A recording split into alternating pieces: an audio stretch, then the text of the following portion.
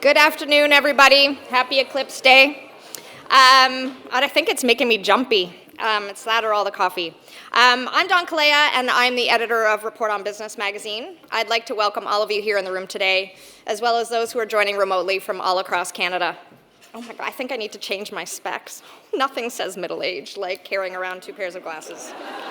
Pardon me. They're new.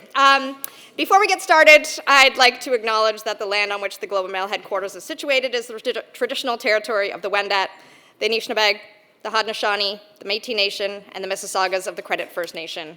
We are grateful for the opportunity to live and work together on this land. We organized today's event to recognize organizations on ROB Magazine's 5th annual Women Lead Here list. Women Lead Here is an annual benchmark we created in 2020 to measure progress on gender parity across Canada's largest publicly traded companies. While we recognize there's certainly more work to be done, and believe me, I will be getting to that in a sec, the businesses on the Women Lead Here list are leading the way, so please join me in giving them all a round of applause.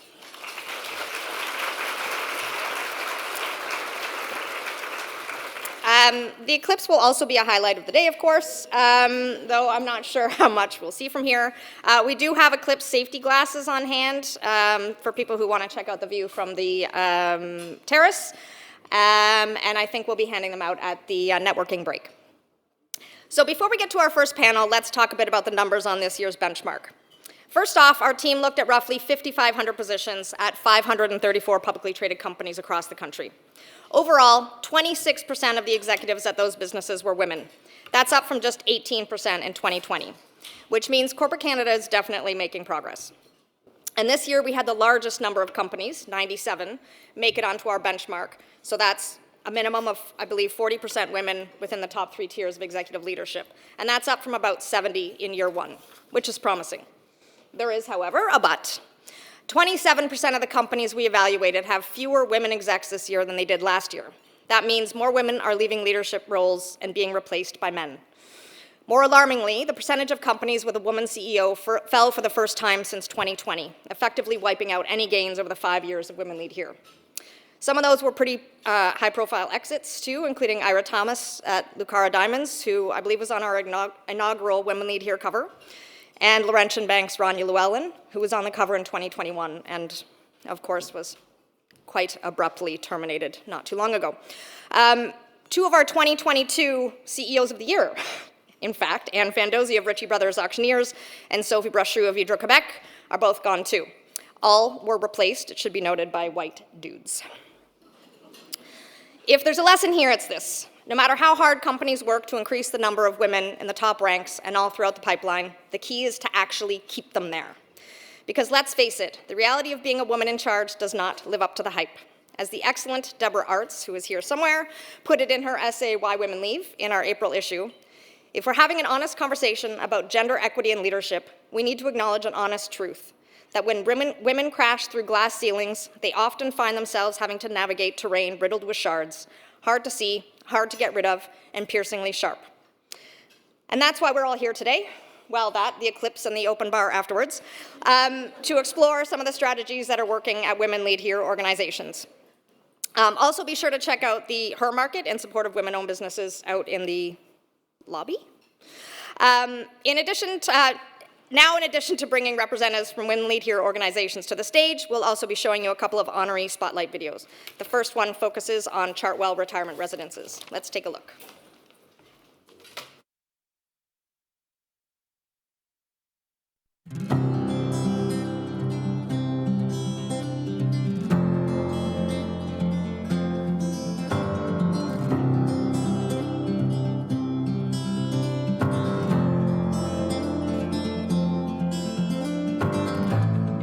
I am grateful to work for Chartwell Retirement Residences, a company that places such a strong emphasis on diversity and inclusion, specifically the development of women. So a couple of strategies that we have is one is around inclusivity around decision making. It's so important to have women represented on different committees, different programs in the organization, and women bring a very different perspective to allow for that balanced approach when we're looking at making decisions within the organization. So our succession planning is intentionally around diversity, including women. We identify and nurture high potential women in the organization through tailored leadership programs. Employee resource groups are also a really important platform for women to connect, share experiences, and offer support to one another. It's also a great source of feedback for us as an organization to help understand the unique challenges that women may face in our specific workplace and make sure that we devise plans and programs to help support them specifically.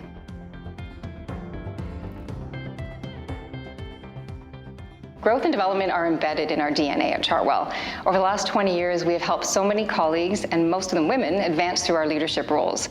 We have so many examples of women that have started within our residences and have actually worked their way up to senior leadership roles within our organization. So we are purposeful in communicating our success stories of current women within the organization with the hopes of inspiring others to want to grow their careers within Chartwell. So I'm proud to say that almost half of our senior leadership roles are represented by women. Myself and my female colleagues represent 71% at the senior vice president level, and overall, 77% of our employees are represented by women. Chartwell is committed to continuing to contribute to an inclusive culture and fostering an environment where everyone can thrive and can succeed. Thank you for the opportunity to be part of this inspiring journey.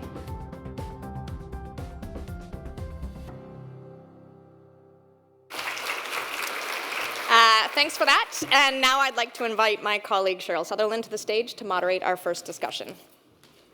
Thank you so much, Dawn. Hello, everybody. My name is Cheryl Sutherland, and I'm a producer for The Decibel, which is the Globe and Mail's daily news podcast. And I'll be the moderator today for a conversation about intersectionality, which is an important component of inclusion programs and corporate culture. So we have two excellent speakers to tackle the topic. So please welcome to the stage Mahima Podar, Senior Vice President and Group Head of Personal Banking with EQ Bank, a Women Lead Here honoree for 2024.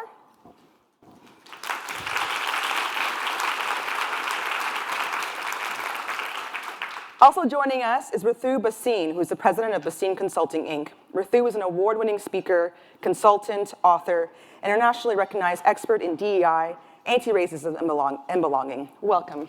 So before we get started on talking about intersectionality, I'd like to kind of get a sense of who you are and what you guys do. So Ritu, I'll start with you. Tell me about some of the work that you do. So first of all, hello everyone. It's so wonderful to be in a room filled with people who care deeply, passionately about diversity, equity, and inclusion. My name is Ritu Bhasin, she, her, hers. I'm a child of immigrants. My parents came to this country now over 50 years ago. I had a front row seat watching them struggle, as many people do when they come to a country where they don't look like everyone else. But I also have my own journey with struggles. I, unfortunately, for years experienced bullying as a child, relentless childhood bullying, which intersected both racism and sexism, misogyny. And from a young age, I learned that I shouldn't be who I am. I took this spirit with me into my corporate existence when I first started on Bay Street as a lawyer. I spent 10 years on Bay Street practicing law and then in talent management. And then over 14 years ago, I left Bay Street to start my own DEI consulting firm. And everything that I do, both personally and professionally, is about claiming belonging for myself so that I can live a life filled with love and light, but also help others to do the same. Thank you. Mahima. Hi, everyone. Also, such a pleasure to be here today. Mahima Podar, I'm the Group Head of Personal Banking at Equitable Bank, which includes EQ Bank, our direct-to-consumer digital platform, which, slight plug, I suggest you all check out because we're really proud of what we're doing over there. My journey, I don't want to say it's similar to Ritu's, but a lot of parallels. Also grew up to two immigrants from India, largely in Canada, but did spend a lot of time in India as well. Started my career in management consulting, as with the Boston Consulting Group for about a decade, and then had the pleasure to come over to Equitable Bank, where I've spent the last 8 years. And I'd say intersectionality for me is relevant because as a female person of color, and I don't want to say young because I'm not particularly young, but I've always been relatively younger than others in my position, I largely ignored microaggressions. I ignored the discrimination I felt, and I never said anything about it.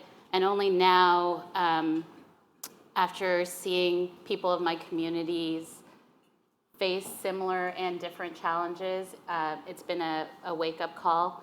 And I actually love that I'm in a position to do something about it through advocacy and activism, through the infrastructure at Equitable, through my own leadership approach, and the culture that we're fostering. And so talent acquisition, talent management, and taking steps to remove biases, unconscious and conscious, have been areas that are particularly of interest to me. Thank you. So of course we're talking about intersectionality today, and it's a topic that we hear a lot about, and I think it's really important to kind of start with what we're talking about when we talk about intersectionality. So Ritu, can you kind of give us a definition of what we're talking about, particularly when we're speaking about the workplace? Sure. So first of all, show of hands, and don't worry, I won't do it with what we used to do in law school, where it's like, put up your hand and it's like, excellent, you can define it instead. How many of you have a general sense of what intersectionality is about? Just show of hands. Okay, so a good number of hands are going up. I would suggest that post the murder of George Floyd in 2020, we've learned a lot more. We've done like the 2.0 and 3.0 of DEI in many organizations. Intersectionality was born out of Dr. Kim Crenshaw's work many, many years ago, but essentially is rooted in this idea that who we are, the experiences that we have personally and professionally, the way we navigate life, is impacted by the multiple identities that make up who we are.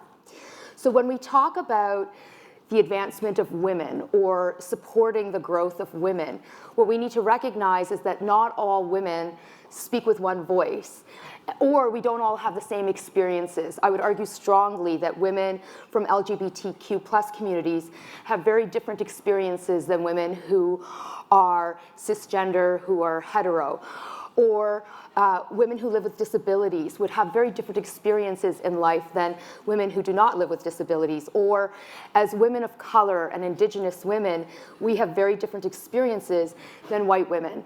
And so it's so important for us to be intersectional in the work that we do within workplaces, because when we do not bring an intersectional lens to our work, we end up silencing the experiences of inequities that are amplified by the heightened impact of coming from communities which historically and at present experience forms of oppression.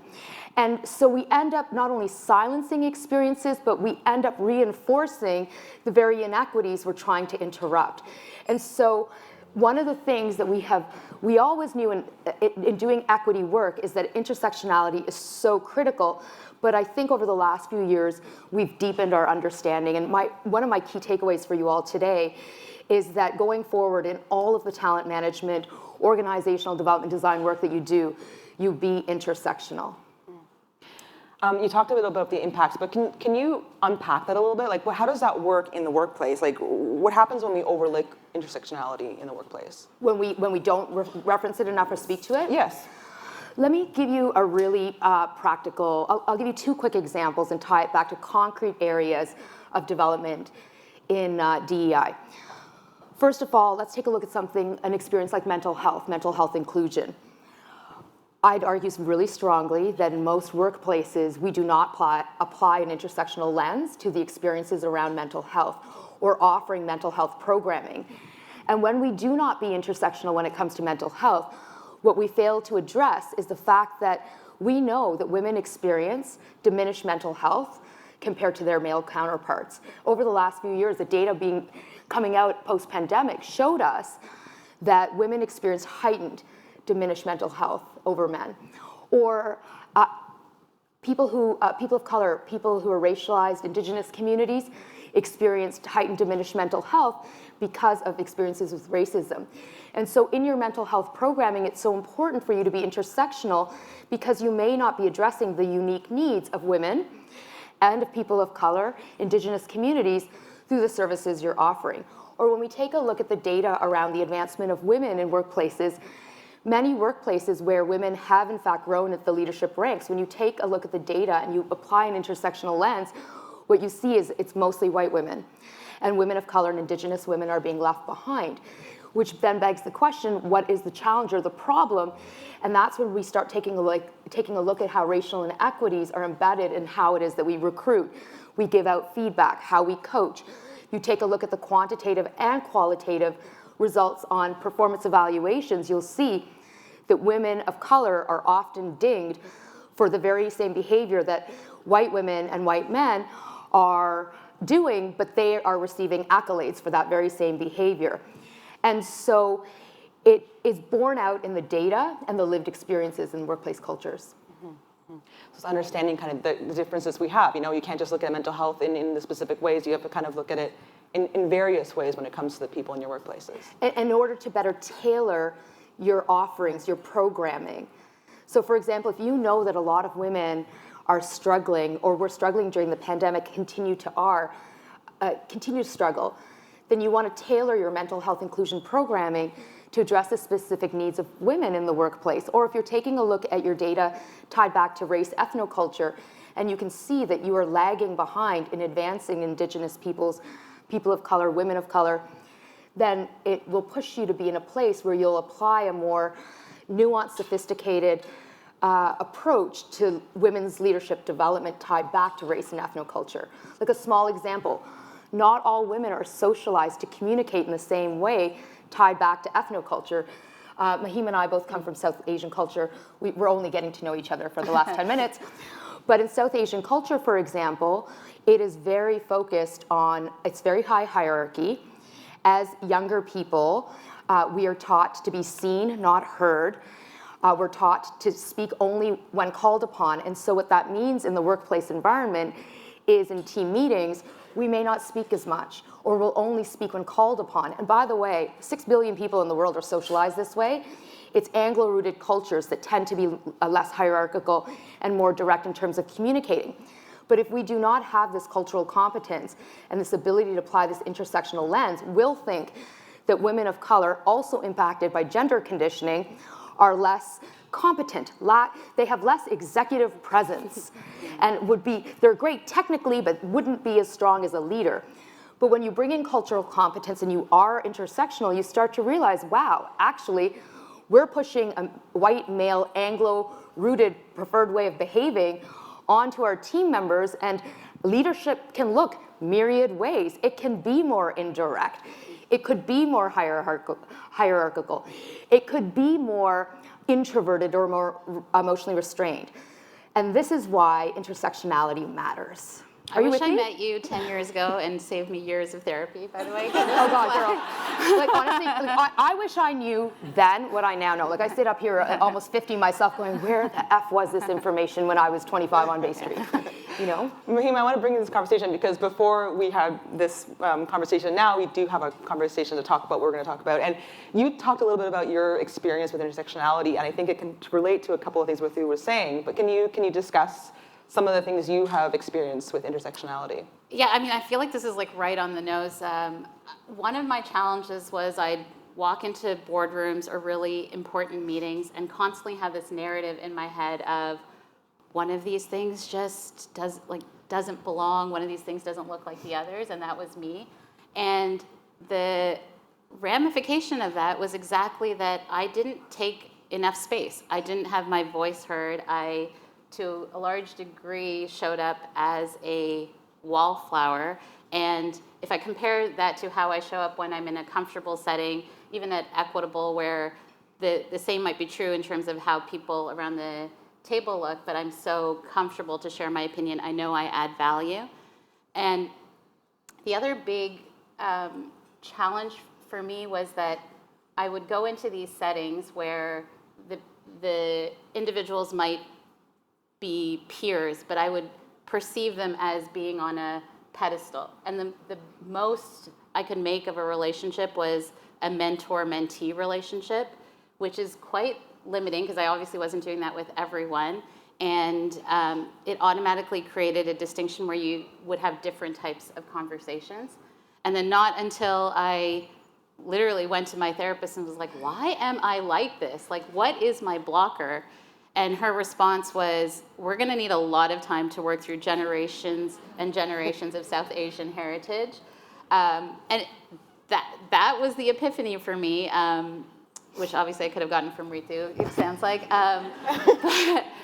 But even being conscious that I have this huge deference to age hierarchy and constantly reminding myself that I have to push for age neutrality, and that while obviously experience brings a lot to the table, I too could add value to the table. And now those relationships with other leaders and peers in the industry are way more authentic, they're richer, and I'm getting a kind of joint advisor type counsel versus this hierarchy. Yeah, because you were talking about how the age was kind of the barrier for you, right? Because you thought, this is a mentor for me versus, you are a peer despite the fact that you have an age difference there. And I didn't realize what it was, to be honest. Like, I thought, like, could it be gender? Could it be race? Could it be, I don't know, what ski clubs people belong to? Like, I had all of these narratives in my head, but I realized, like, it's not like I don't have male colleagues that I'm close to, or like other races, or all of these things. So it really came down to the age thing for me particularly. But everyone has their kind of dimensions of challenge that they work through, I guess, or experience. It's interesting, this intersectionality and recognizing this in the workplace, but also it's a recognition for ourselves as well, right? Knowing that there are barriers that you didn't even know existed. It's something that we have to work through as well. I want to talk to you about EQ Bank and what's going on there. So what are a couple of examples of how you're supporting employees and intersectionality in your workplace? We've had quite a bit of success, and I'll try and make this as tactical as possible, so I hope that there's something for you all to take away for your own organizations. But we've been quite focused on talent acquisition, removing biases from unconscious bias, and creating a sense of belonging through employee resource groups. So in talent acquisition specifically, we've been focused on creating a balanced slate for interviews. The focus starts with gender, and then a secondary focus is people of color. But one of the tangible things we've done is to stretch out our hiring timelines. And we've done that because we found that it takes longer for women, and then women of color especially, to get comfortable with leaving their jobs or feeling like they're well positioned for a step up. And so just by obviously making the effort to reach diverse groups, but lengthening the time of our hiring cycles, it has made a huge difference in allowing us to get more diverse candidates at the table for the interviewing, and then ultimately results in stronger hiring practices. The other approach we've had to hiring is really looking at the potential of the individual, and we measure that through intellectual rigor, energy, and pace, and then cultural fit. And that is a predominant decision factor for us versus have you done this before, and have you done it before at a bank? Because you can imagine if we focused on the latter, then we would be propagating the same kind of reality of what a typical banker looks like. In terms of reducing biases, we've chosen to take quite a data-driven approach that has resulted in strong benefits. So one thing is we use third-party cognitive and other testing of all candidates that are coming through the pipeline, so that we can get universal and statistically sound comparisons versus biases that might come up with age, gender, background, et cetera. The other is that for every promotion decision that we are now making, we do testing for any candidate that's up for promotion against a set of rigorous competencies. And those competencies have been validated globally. So we have mixed population to define what success looks like. To Ritu's point, I think one of the challenges we've seen is that if you rely on defining success based on the people that have come before and that have been successful, the criteria can be quite biased to that population's demographic. This was found to be true when I was in consulting, is the way you were expected to show up was defined by an industry that was largely defined by white men. And so I would actually be much more successful showing up a different way than this prescribed way, but the competencies were written that way accordingly. And then for promotions, the other thing that we put in place that has been really beneficial has been talent calibrations across each department. So we're doing that at least twice a year, where there's robust discussions about each individual. And the biggest impact has been for promotion decisions. It now means that a promotion decision is not reliant on one person or that person's manager, and we're having much more calibrated discussions about who should be promoted and why. And then, of course, all those people go through that competency testing. And then the last piece is around employee resource groups. So at Equitable, we've set up quite a few employee resource groups, including there's one on the Black Collective, there's one for women in technology, there's one for newcomers to Canada, there's a proud ERG LGBTQ+.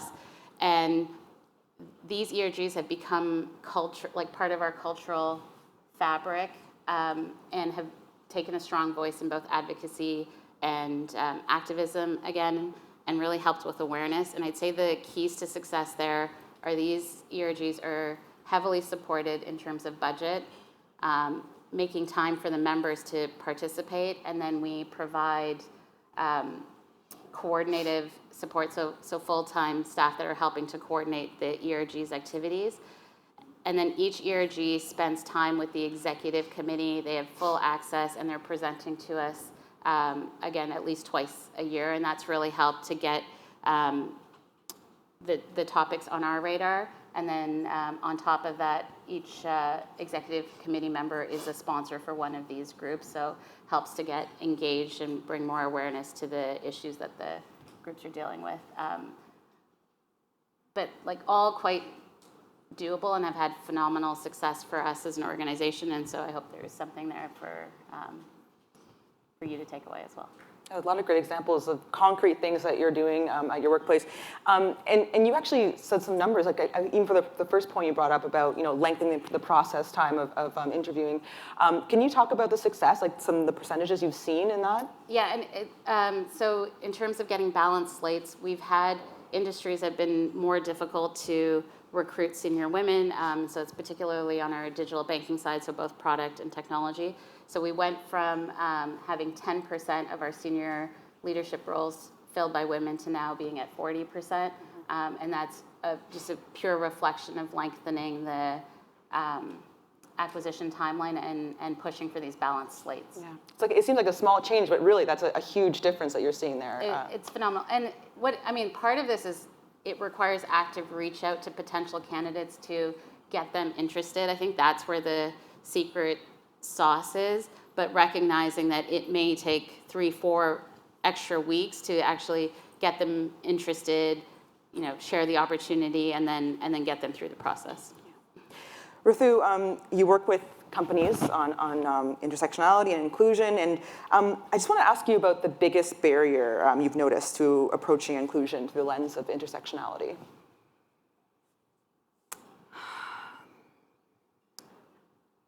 I continue to hold hope that as our talent pipelines change and as leadership teams shift, there will be a heightened understanding of the concept of equity. As you may know, equity is about understanding, recognizing the historical legacies like enslavement, colonialism, land theft, genocide, women not being recognized as people under the law, people from the LGBTQ communities being criminalized, people with lived experiences of mental health challenges being criminalized.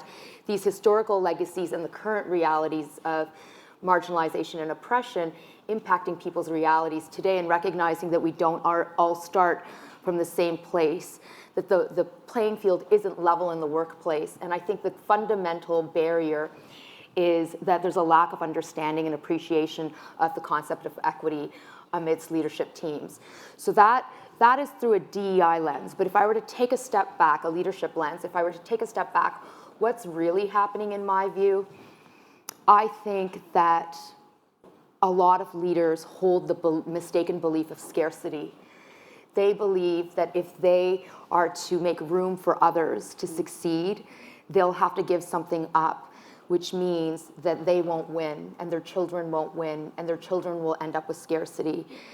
And it's this belief in scarcity that holds us back as humans, I deeply believe, because if we actually were to see the truth, which is that there's abundance in this world, we would recognize the importance of the interconnectedness of being, and we would say to ourselves, let me do better for the greater good of the world, and I will benefit, as will my people. And that's really, for me, this deep fear that we are going to lack if we make room for others that's holding us back. Because there's a lot of spoken commitment to caring about the experiences of others, but then when it comes to actually walking the talk, that doesn't really happen very much. And I believe it's individual fear. But are you with me on that? Does that resonate? Yeah, let's talk about, I mean, we only have about 3 minutes left, but I do really, this is a really important point to bring out because, you know, this idea of the barriers to inclusion, there's this idea of this fear you're kind of talking about, right? It's like this, when it comes to non-marginalized groups, if they're going to be left behind, for example. Yeah. So I guess how can business leaders recognize this and remediate this? I want to give this to both of you, because we probably run out of time after this, but I think this is a really important point to hammer home about intersectionality, but also how do we approach this with, talking about everybody involved in this conversation? Okay, well, I'm not good at being brief, but I'll try my darndest. Brevity is not good for me from Indian culture. Okay, fine. Really quickly, for me, teaching through an intersectional lens, living through an intersectional lens is about belonging. It's about creating space where everyone gets to be honored for who they are, be seen for who they are, be valued for who they are. How do we make this happen? We do all of the things that Mahima has spoken about, and I love that what you have shared spans not just, oftentimes organizations will be like, we want to be more inclusive, let's just focus on recruitment. We need to focus on talent calibration. We need to focus on employee engagement. We need to do training for our leaders about the importance of intersectionality, but for those people in our workplace environments who are living through, experiencing oppression through an intersectional lens, we also need to give targeted groups leadership training about how it's not that you're an imposter because you actually lack ability and competence, it's because the system wasn't designed for you and constantly rails against you. And so if you worry about having abilities, you have all kinds of excellence. It's that the system has constantly made you doubt yourself. So of course you're going to doubt yourself. Instead, belong to yourself. And so targeted training is really important. The last thing I'll mention is data, and in particular, because when we start doing these cross-comparison analysis around who's getting ahead and who's not, data matters. But the last thing I'll say about data is collect the stories from the trenches of the lived experiences of intersectionality, because when you have those data points, I call it information asymmetry. There's a lived experience in the trenches and what leaders know. When we feed the lived experiences up to the leaders, it's like, wow, we had no idea that in our midst there are people who feel like they don't belong.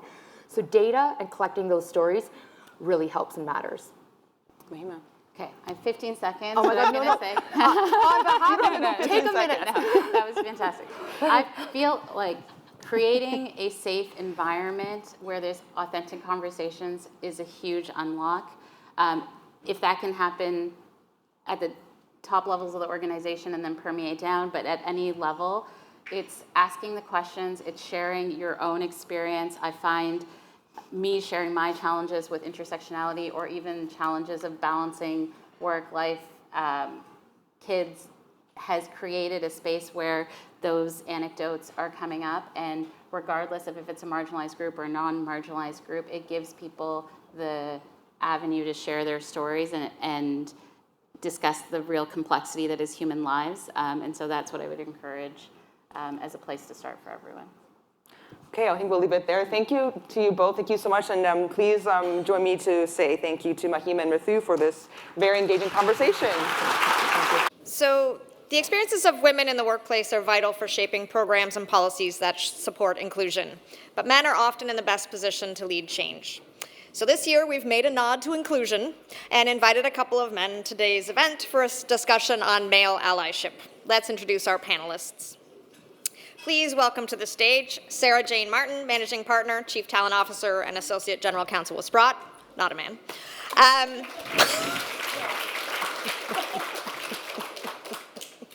Rashid Wasti, EVP and Chief Talent Officer at George Weston Limited.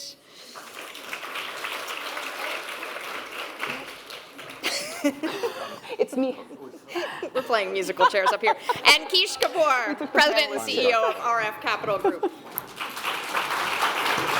Sorry, I took your seat.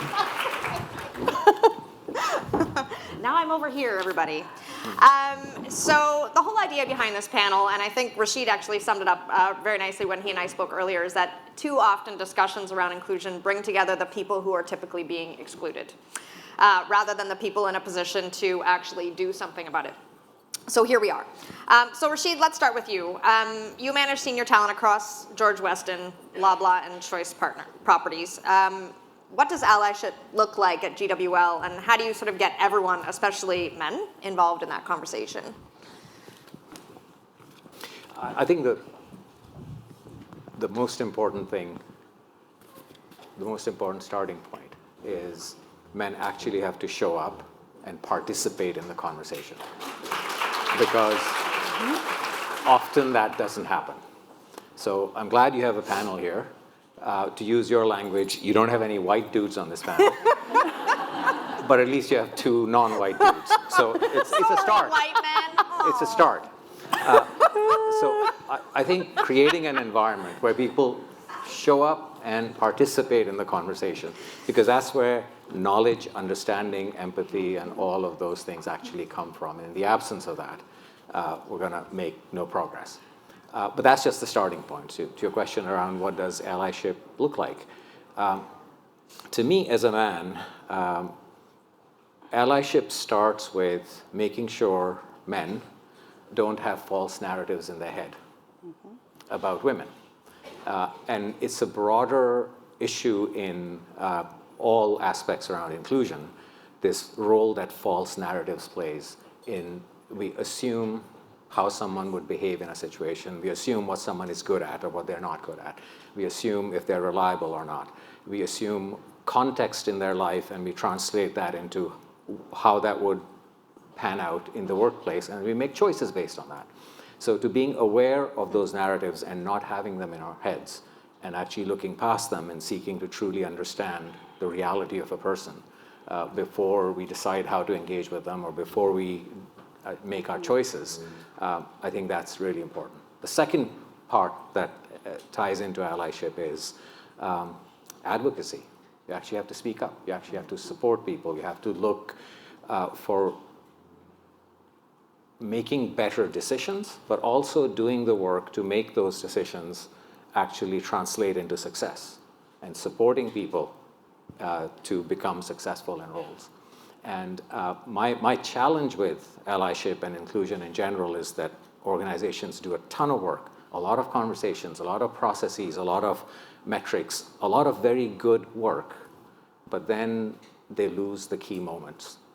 And to me, allyship is about winning the key moments. And by key moments, I mean small things like small microaggressions, small bad assumptions, small choices that hurt people, but also big choices when we're choosing an executive, when we're choosing a CEO, when we're making a hiring decision or a firing decision or an assignment. So recognizing those key moments and having the courage to win those key moments as opposed to lose those key moments, those are a lot of the things that add up to allyship over time. Right. The idea of key moments is really fascinating to me. And Sarah Jane, I wanted to ask you a little bit about, to the point about sort of having advocates in your company. I know you mentioned that you've benefited from sort of mentors and champions in your own career. Mm-hmm. How do you start to sort of institutionalize that so you don't miss those opportunities?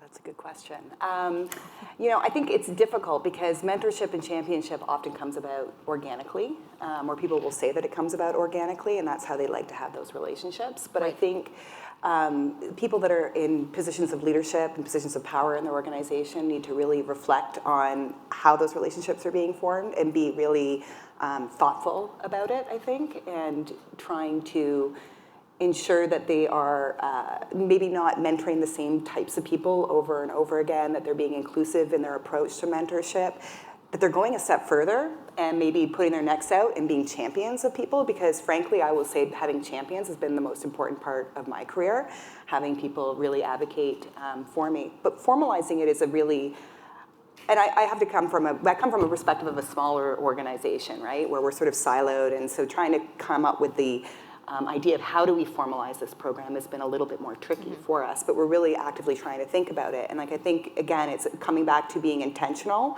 educating yourself on what it means to be a mentor and a champion, how to make sure, check your own biases to make sure that you're not only mentoring and championing the same types of individuals over and over again, and approaching it that way. Keisha, RF Capital, which most of us probably know better as Richardson Wealth, is facing a pretty unique challenge. Not just your firm by any stretch, but there's this massive disconnect you mentioned about between the number of women advisors out there and the people who actually control the wealth in this country. So can you talk a little bit about how that's playing out at Richardson and what you're doing about it? Yeah, sure. First of all, big shout out to Globe and Mail for doing some event like this. And a big shout out to Mahima. Where's Mahima and Ritu? I would love to hire both of you. Right? Smart as hell. Yeah, my number one rule is if I'm in a room that I'm not the dumbest person, I leave. I'm doing really well here. At Richardson Wealth, I'm going to start with some statistics that might tell you why. While we think we have a challenge, I think we're well poised to actually succeed. 52% of my leadership team are women. So we're already ahead of the game. 49% of our employees are women. 35% of our branch teams are led by women. 50% of our clients are women. In 1939, the Richardson family, which is a 166-year-old family, was led by a woman who didn't run the firm for 8 months. She ran it for 27 years. That's in 1939. Up until recently, the chairman of our board at Richardson for 27 years was Carolyn Hirsch. So we come by it very naturally. And when we look at our firm, 16% of our advisors today who are really there responding and looking after clients are women. Our challenge in the industry is that number is about 12, maybe 13 or 14%. Clearly, when 70% of the wealth in this country in the next 20 years is going to be directed, influenced, managed, or otherwise controlled by women, it is a natural thing to do is to attract more women to our industry and certainly to our business. So we set a North Star for ourselves. A North Star of 50% of our advisors will be women by the end of 2027. So the first thing was to set that goal in mind.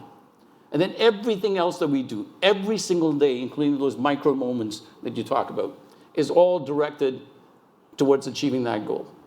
And I think if you read the materials on our website and every presentation that we do, we are mindful, deliberate, intentional to going towards that goal. Clearly, like many of you here, we meet with lots of resistance, right? Lots of resistance. And surprisingly and shockingly, the resistance is from women who are already in our industry, believing that they fought hard to get here. Why am I making it easy? And that tells me we're doing the right thing, right? We see men telling us we're doing the wrong thing by excluding them. That means we're doing the right thing. So we're marching and certainly not intimidated by the resistance. So I'd love to come back to that idea of resistance a little bit later on. Rashid, when we spoke earlier, just to this point of sort of advocating for people, you talked about the idea of reverse mentorship. Can you talk a little bit about what that looks like at GWL and how that helps in this? So reverse mentorship is a broader concept where you take senior people and pair them up with more junior people, but in a reverse mentorship role, because it's actually an incredibly valuable learning opportunity for senior leaders to continue developing and stay close to their organization. But as you choose those pairs, it also creates an opportunity for leaders for men leaders to very specifically learn about allyship and about the things that they need to understand better and they need to do better as they more broadly lead the organization. So that's really interesting. I was not really familiar with that notion, I will say, but Sarah Jane, this also plays into something that you mentioned when we were speaking earlier, and that's sort of the idea of men's role at home or in terms of taking leave and that sort of thing. Do you want to talk a little bit about that?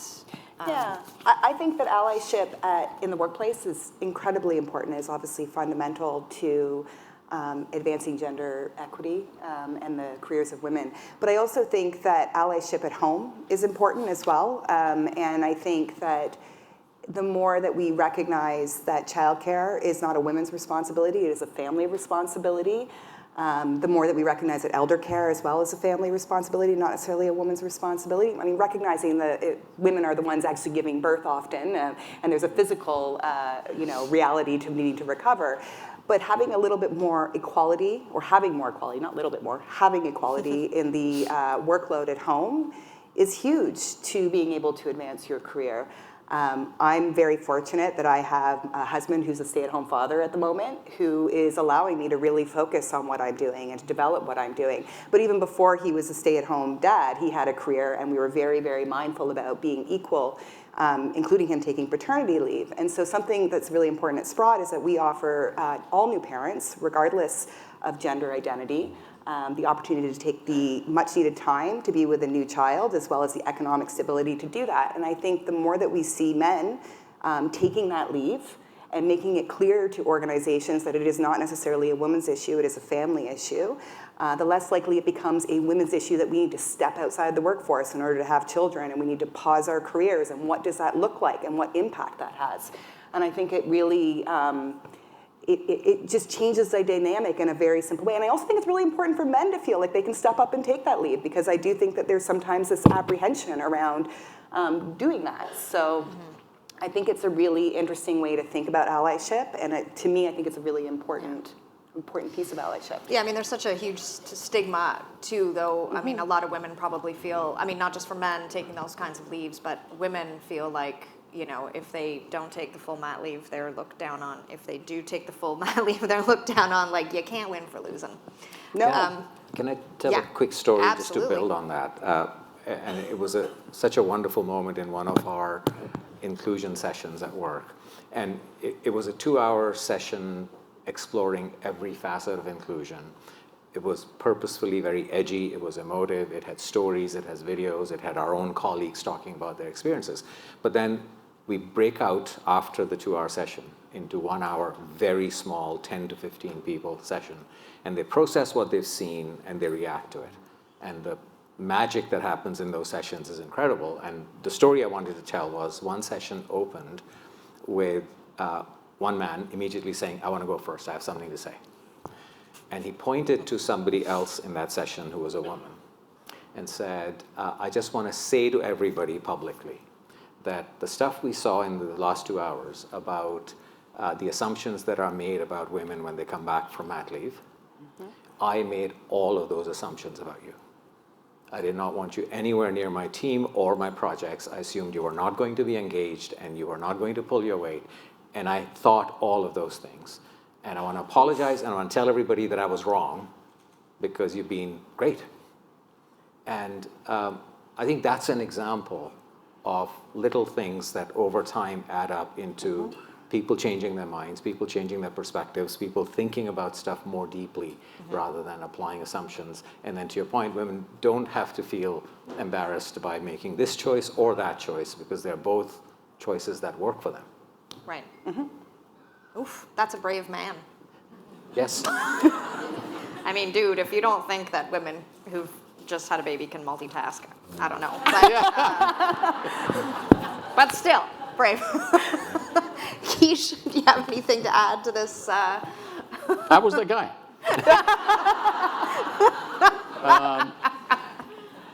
What would you like me to add to? Oh, just this idea of Allyship? Well, yeah, but also, the idea of allyship extending right through work to home. I suppose. Yeah, and I think when you and I had the conversation, I didn't even understand there was a concept called allyship, right? Which is, I do this instinctively. I thought all the other people in my life do it instinctively. This is the right thing to do. I grew up in a family, my mother had 4 sisters and 5 brothers. My dad had 6 sisters and 1 brother. And our extended family, women dominated the conversation. They, drove home the agenda. It was such a powerful influence in my life. I have only 1 child. She's a daughter. I have 2 grandchildren. They're both granddaughters. 3 grandchildren. Notice how I ignored my grandson there. But they're such a powerful influence in my life. They've been a powerful influence in my life throughout my career here in Canada. And I've seen incredibly powerful women, very effective men. And I just felt it was, to me, all of this comes naturally, that you create an environment at home, you create an environment here, so that everyone can find a way to unlock their dreams, period. Right? And I will say to you at our firm now, at Richardson Wealth, just recently, every year we recognize 6 outstanding individuals who go beyond the call of duty to make a difference in the lives of others. And we call them hummingbirds. And in the last 3 years, we've had the Hummingbird Award. And this year, the 6 hummingbirds, and by the way, all employees get to nominate. And this year, we had 60% of nominations came from men. And 90% of the nominees were women.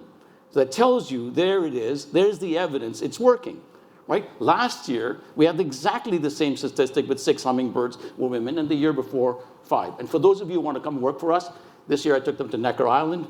The year before I took them to Africa, now I'm going to take them to Ireland.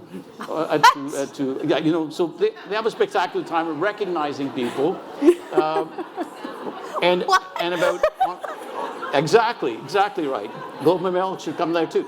Now, I got a glass ball once, but wow. So what we're trying to do is to go create that environment that everybody wants to engage in this activity, because it doesn't feel burdensome. It just feels natural. It's the right thing to do. You want that voice at the table. And I'm not that smart to come up with all kinds of acronyms. It's just create the environment to drive home that message and get people to say, this is mine. Like, it's not my idea, it's their idea. So you brought up the idea of backlash against some of these initiatives, which is a very real thing from both men and women, and I just want to dig into that a little bit. Have you've obviously have you seen this in play at Sprott, at everywhere? You mean backlash against gender parity type? Yeah, backlash against inclusion sort of generally, that it is this idea of a zero-sum game, or so it might seem to... One thing I've seen, I wouldn't say it's necessarily specific to Sprott or anywhere, but just generally when I have these conversations, and I sometimes have this, I'm like, well, why do I need male allyship? Like, I'm pretty awesome, all in of myself, right? Like, and I can get to where I need to get necessarily without that, but I think... We need women allyship. But I think the reality is, men, not unfortunately, but they still hold the majority of positions of power, right? In corporate Canada and corporate America. And so there's a reality to that people in power, whether they are men or women, need to be allies and advocating people that are underrepresented in those environments. And so I think I see the pushback in the sense of, women wanting to say, like, I don't need a man to build me up and to support me in what I'm doing in that sense. But I think there is also a reality. Actually, when I was doing some reading before this panel, and one of the stats was the World Economic Forum saying it's going to take 132 years for us to achieve gender parity. But then the other stat I read is it'll be 3 times quicker if we have male allyship in terms of getting there. So that to me speaks to the volumes of why it's really important to have allyship, and even though it may make me feel uncomfortable at certain times because I'm awesome all by myself. Well, sometimes just jumping in there, I think sometimes it's not about that you're not awesome. So it's all the bullies of the sidelines, the naysayers. It's to actually drown them out, right? And there's a lot of noise on that. And so I would say a significant portion of my time is drowning out those naysayers. Yeah, right. I also think that sometimes the backlash is of the most dangerous kind, which is it's unsaid. And so it's not overt. People don't feel the need to, or don't have the courage to, or feel afraid to say, I don't believe in this. This is too much. It needs to stop. So they say nothing, but through their actions, through their quiet lack of support, is how the backlash builds over time. And hence, all the more need for conversation. And I want to build on something that was mentioned on the previous panel, this idea that if you promote the success of others, if you show the way for others, it's a zero-sum game, so somebody else has to lose. And I completely agree. It's not that. But that's one of the mindsets that prevents people from fully embracing this. Another reason that prevents people from embracing this is it then, by inference, means you have to accept that you're part of the problem. And then you feel guilty. I've been told, you're judging me, or you're attacking me, or this feels bad. Do I have to feel guilty? Do I have to apologize for what? And that's another set of dynamics which just becomes stronger the more time we spend talking about this and the more progress we make. And so these conversations also have to be navigated in such a way.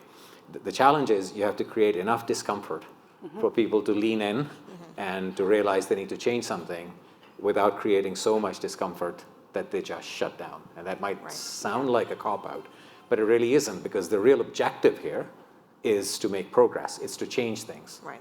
And it's wonderful to describe your approach to this, Kish, but you're not representative. Most people don't think this way, and therefore we have to find a way to move them forward. And so this concept of backlash is a tricky one to navigate, because it is there.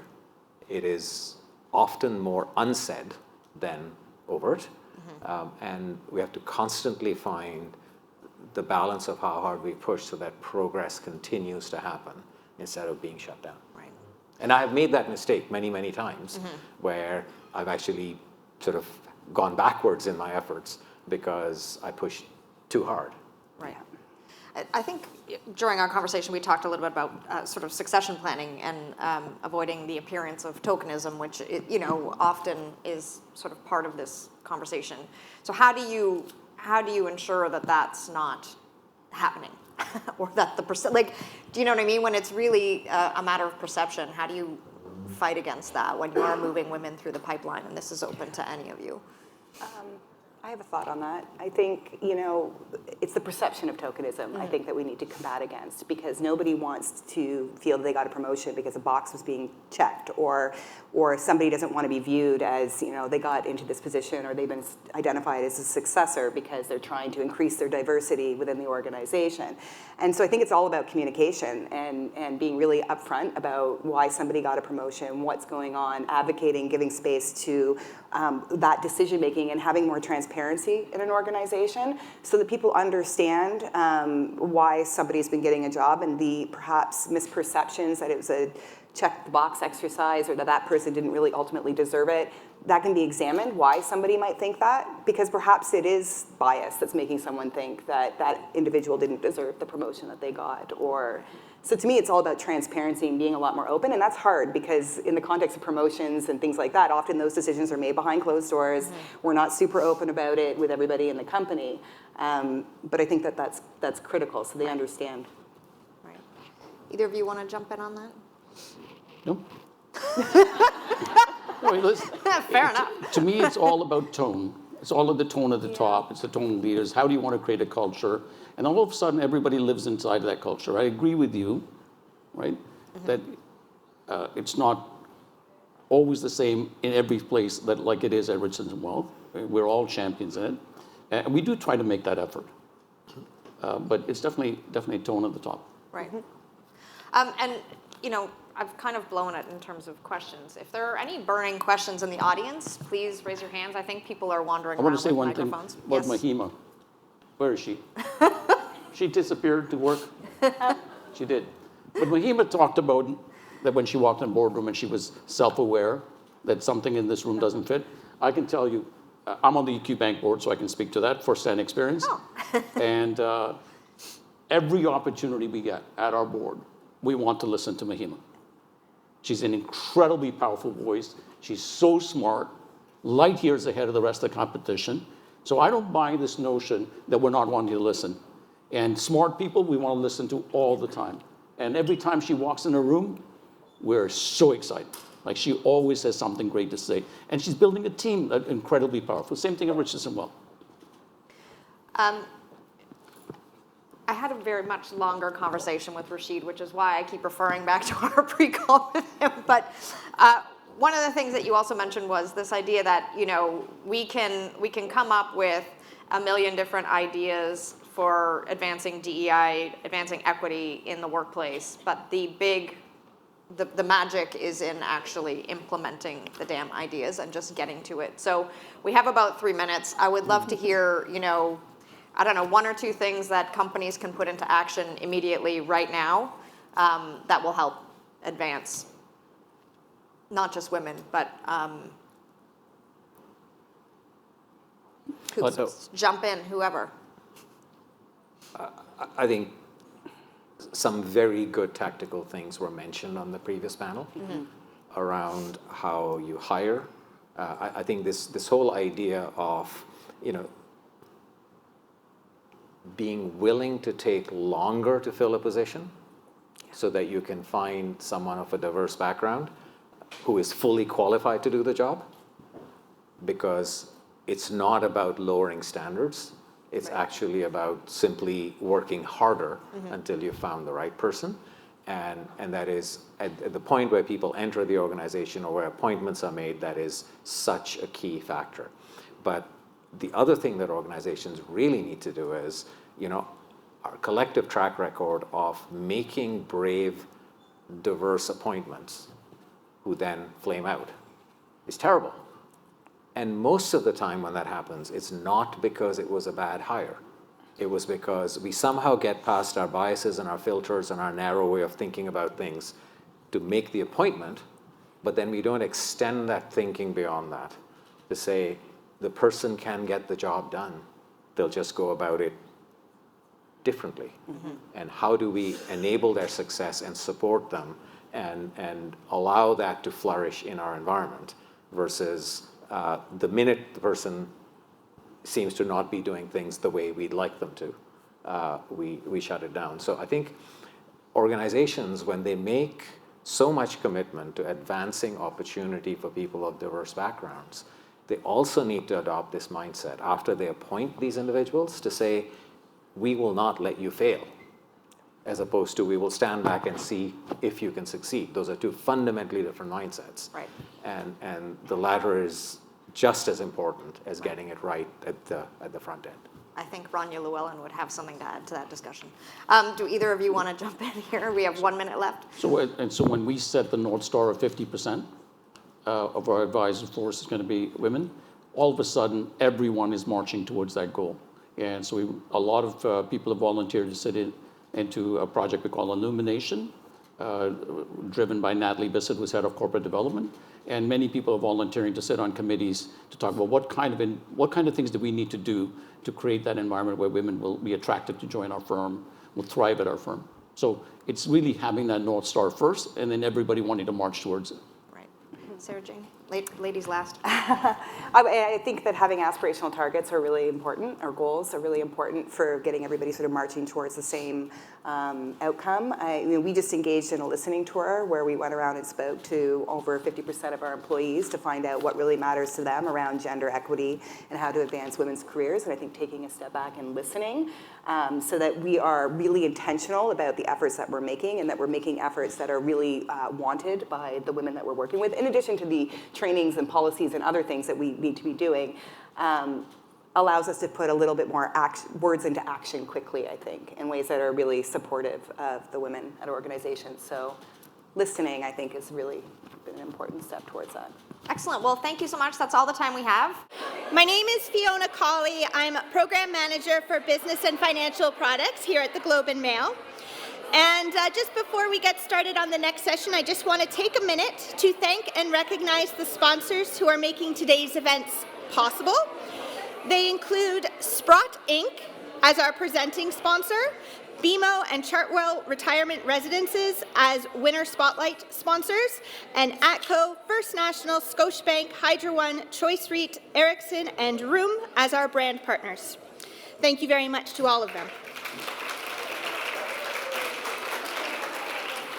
And as well, just as a reminder, if you haven't already had a chance during this break to check out the Her Market in the lobby, all women-owned businesses, some really nice things there that well, I don't know about anyone else, but I'm very tempted at the moment, but it looks great. So our next discussion is on strategies to create workplaces that are better for women. And just before we get started, because a lot of this conversation with our panelists, I'm hoping will be a kind of where we've been, where we are, where we need to go. And I just wanted to share an anecdote that I was thinking about when starting this panel. So my mother is retired now, but throughout her working career, she was in the financial services industry and often an EA to executives. And so I heard some stories over the years as a kid growing up. And some have really stuck with me, particularly those related to women. I heard stories about high-powered female executives who left the business because their child started calling the nanny mummy. I've heard about a female executive that during a major merger at the company cut a mat leave short, had only, the child was, I think about 2 or 3 months old. And the woman came back out of fear of what would happen to her job during this merger that was happening, and she was still breastfeeding. And so she brought her baby in with her, and my mother, when she was breastfeeding her child, my mother would just tell people she's in a meeting or she's taking a call. And I wanted to bring that up to flash forward to 2019 when I was on a mat leave myself with my daughter. And my former employer, the employer I was with at the time, my boss called me up and said, we're having a strategy meeting talking about what's coming up for the year. We would love for you to come. Bring Emily. And I did. And I went to this meeting. I shared, as I always do, I shared my opinions, and they were valued, and I openly breastfed during this meeting. And I just think that's a lot of where we've been and where we've come, and I know there's much more to do. So with that, I will invite all of our panelists up. First, we have Trish Barbado, co-founder of the Menopause Foundation of Canada. Next, we have Andrejka Mascot, Senior Director of Group Insurance at RBC Insurance. And last but not least, we have Alisa Arajo, Human Resources Director with Choice Properties. So thank you very much to everybody for coming out today. So as I said, I wanted to kind of start out with where are we now kind of discussion, and we can have a little bit of where we've dropped in with that. So perhaps, Andrejka, can we start with you, and maybe you can just mention a little bit of where you feel maybe RBC is now, where it's come, or even just to talk generally about where benefits in the workplace for women have come. Yeah, I think that's a great place to start. I think the benefits market or the benefits environment in general has evolved significantly over even the time that I've been involved in it. But benefits used to be considered one-size-fits-all approach. As long as you're providing a dental plan and some drug coverage and that sort of thing, you had what you needed to compete, right? And over the years, I think the need to differentiate has become clearer. I think the need to personalize benefits and programs to that effect has become more and more important as well, as employers recognize that one-size-fits-all approach doesn't fit for everybody, right? And workforces have become more and more diverse, not just gender-wise, but also family status and age. So over the course of the last number of years, I think we've made a lot of progress in terms of flexibility, differentiation, and providing programs and benefits that meet a wide variety of needs. One example I can think of, even in most recent years, is family building benefits. Right? We used to just offer fertility drugs in general, was sort of a standard offering in terms of helping families grow or helping women build their family. But over recent years, you've heard the term probably family building benefits, and that's now evolved to be not just fertility drugs, but also fertility services, which is part of the package, or alternatively, adoption and surrogacy benefits. So recognizing that people build families in different ways at different times of their life, and also some women choose to do it alone, right? And giving them that freedom to do so. So we've seen a lot of change, a lot of really good change, and I think we still have a ways to go as well. And Trish, maybe from yourself, what your perspective is on kind of where it is and where we've come. Yeah, well, thank you for having me. It's so delightful to see so many wonderful faces around the room. I think that menopause is the next new frontier for employers, and it should be, because women make up a quarter of the workforce who are age 40 and over. They're 5 million strong in the workforce.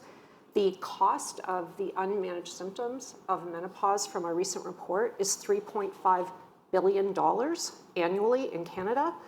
It's $500 million plus days off. It's also lack of productivity. So it's one of those topics where we've never talked about it. I'm so glad that we're finally starting to have the conversation. But menopause affects women significantly. There's a recent World Economic Forum document that was done with McKinsey Health Institute that just came out, where menopause and endometriosis are the most significant impact on women in the workforce, and create a 25% of their life can be debilitated, which personally was my own experience, which is why I started this foundation, is having just unmanaged symptoms that completely derailed my career and were extremely debilitating. So having employers be aware of what is happening to their workforce, a quarter of their workforce, supporting them and helping them to get through this period in a way that is best for the woman without having all of the, it seems to me it's a little bit like we used to have pregnancy, that people were, worried about telling their employer and all of these kinds of things. And now I feel like menopause is having its time to get out of the shadows. I think we can all say menopause definitely always has its time, but Yeah, it does. But Alyssa, maybe to turn over to you, maybe talking about kind of a little bit of where we are now in terms of benefits in the workplace, but then also just talking a little bit about what Choice Properties is doing right now as well.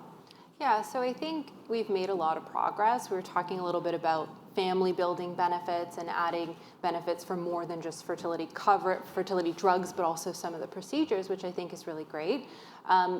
But we still have a lot left to come, right? So adding those benefits is fantastic, but if you're someone who's struggled with infertility, you know that $10,000 towards procedures really doesn't get you very far, right? So while we're expanding the conversation, we're adding the benefits, we're finally starting to talk about really important issues like menopause, there's still a lot more that we can do. So one of the things that Choice has done is we also have a flex benefits program, and what that really allows colleagues to do is decide what benefits are most important to you at your various stages of life. So instead of that one size fits all and everyone gets one pool, and if you happen to need those benefits, that's fantastic. You really get to decide. If you're at a stage of life where you're family building, maybe you put more of your credits towards that. Or if you're in another stage of your life where maybe you have lots of children that are going to need braces, you're able to dedicate it towards that. So I think listening to women and giving them the choice of what they need the most is really important, and you're seeing that more and more today. And Andreka, maybe you can speak a little bit more to changes RBC has made recently. Again, you mentioned the flex benefits there, but if there were other kind of concrete things that you wanted to point to. Yeah, so RBC, from a benefits perspective, recently improved the family building benefits. So again, expanded coverage from just the drugs to the 4 areas of coverage. So again, allowing employees to choose to build their families when they see fit. Beyond a benefits perspective itself, we have programs that support women, recognizing that there are a lot of challenges that women face in and outside of the workplace that need support. And so one thing we do is a flexible workplace policy, right? So understanding that we have different needs in terms of family life and what's happening in and outside the work. So we do our best to encourage a flexible workplace policy in terms of work. We have a number of programs aimed at advancing women in leadership positions within RBC. So RBC has a goal of having 50% representation of women in executive roles by 2025. We're currently at 43% in our 2023 report, so, but that's been increased since 2015 from 38%. So we've made great strides there in ensuring that women have the support they need and that we have proper representation of women across the executive leadership team. Part of doing that, we have a Women in Leadership program, which has been in place since 2014, and it's a 10 to 12 month program that's aimed at, it's nominated women, so women that have high potential and are in senior roles but not executive, so not VP and above. And it's aimed to helping them advance their career and support them in advancing their career in the workplace. And so we've had 300 women go through that program internally, which is fantastic, and about 35% of those have had changes in position or promotions since then. So really, really looking at supporting women, advancing women in the workplace through not just our benefits per se, but also our programs and policies. Right, and I'm curious about, have you been surprised, and I know again in our calls and stuff we have talked a little bit about listening to the employees, what they're looking for and making those changes, but are there surprises in the benefits that do or don't get used? You know, it's like we've increased fertility treatments or mental health things or whatever, and you're like maybe surprised about how they were or were not used by your workforce from a support of female. So I can jump in there from an RBC and RBC insurance perspective, and then maybe you can add some color there.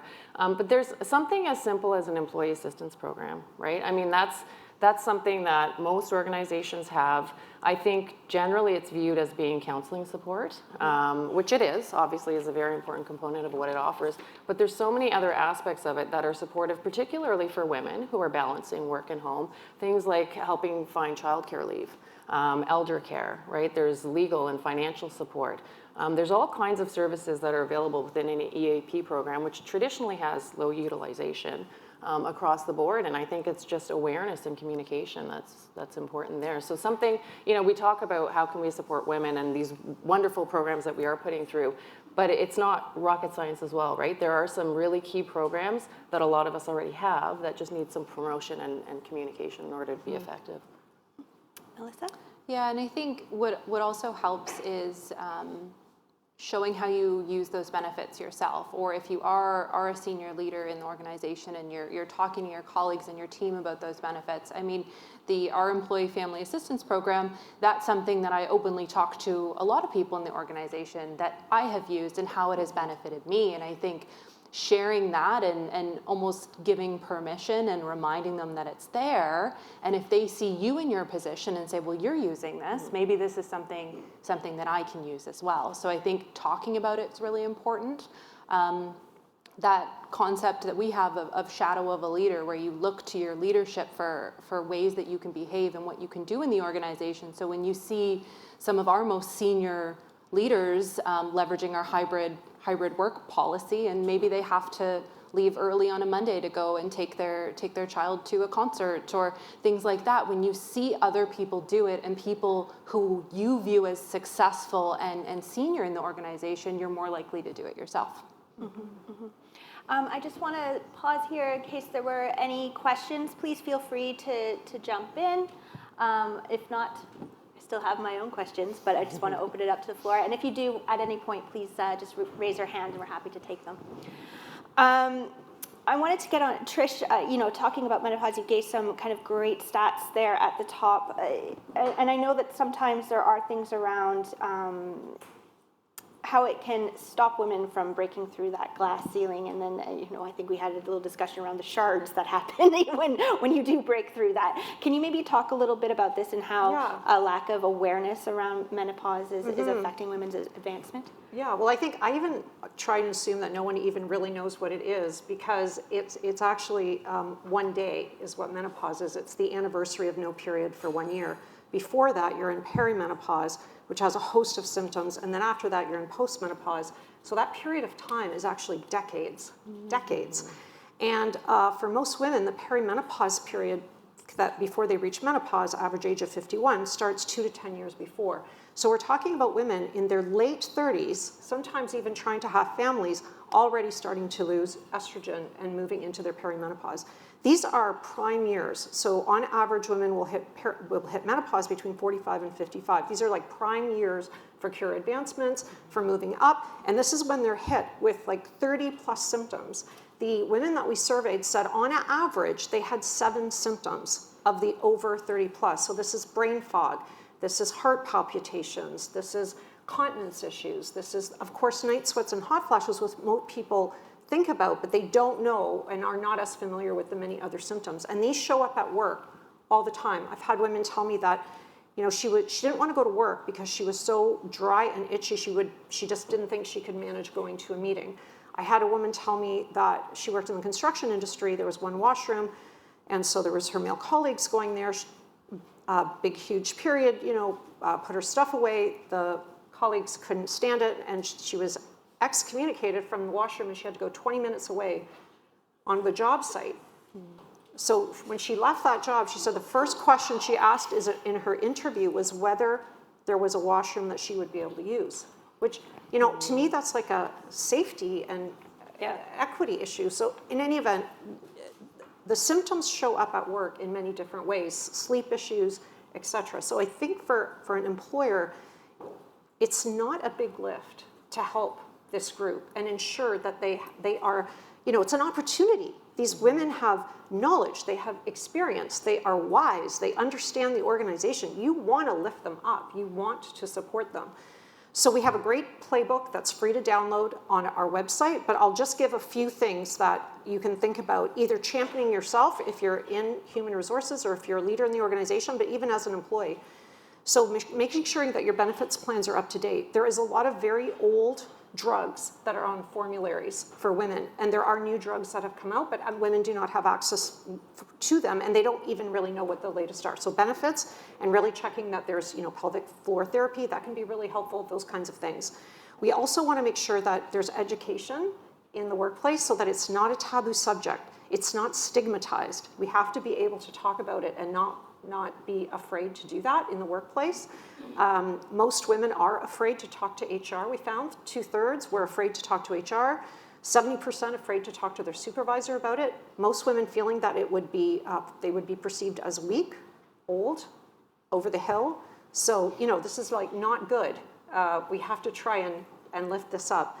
The other one is around the environment, giving women a bit more control around their environment. And I just wanted to call out, I love, you know, the thing that I can do at my work, at Arthritis Society, is I can adjust my work hours. But there's a huge group in society, like the backbone of society, in healthcare, in education, in nonprofits, primarily women, who are told when their breaks are, who must show up at work, who must be there for the hours. And it is particularly difficult for them. We did some focus groups with nurses, and it's unbelievable what they, during this time when they're trying to manage all these symptoms. So I think it's like also being aware of those frontline workers who may not be able to take advantage of all the flexibility that we can give the more professional group, and not, you know, not losing that, I think is really important.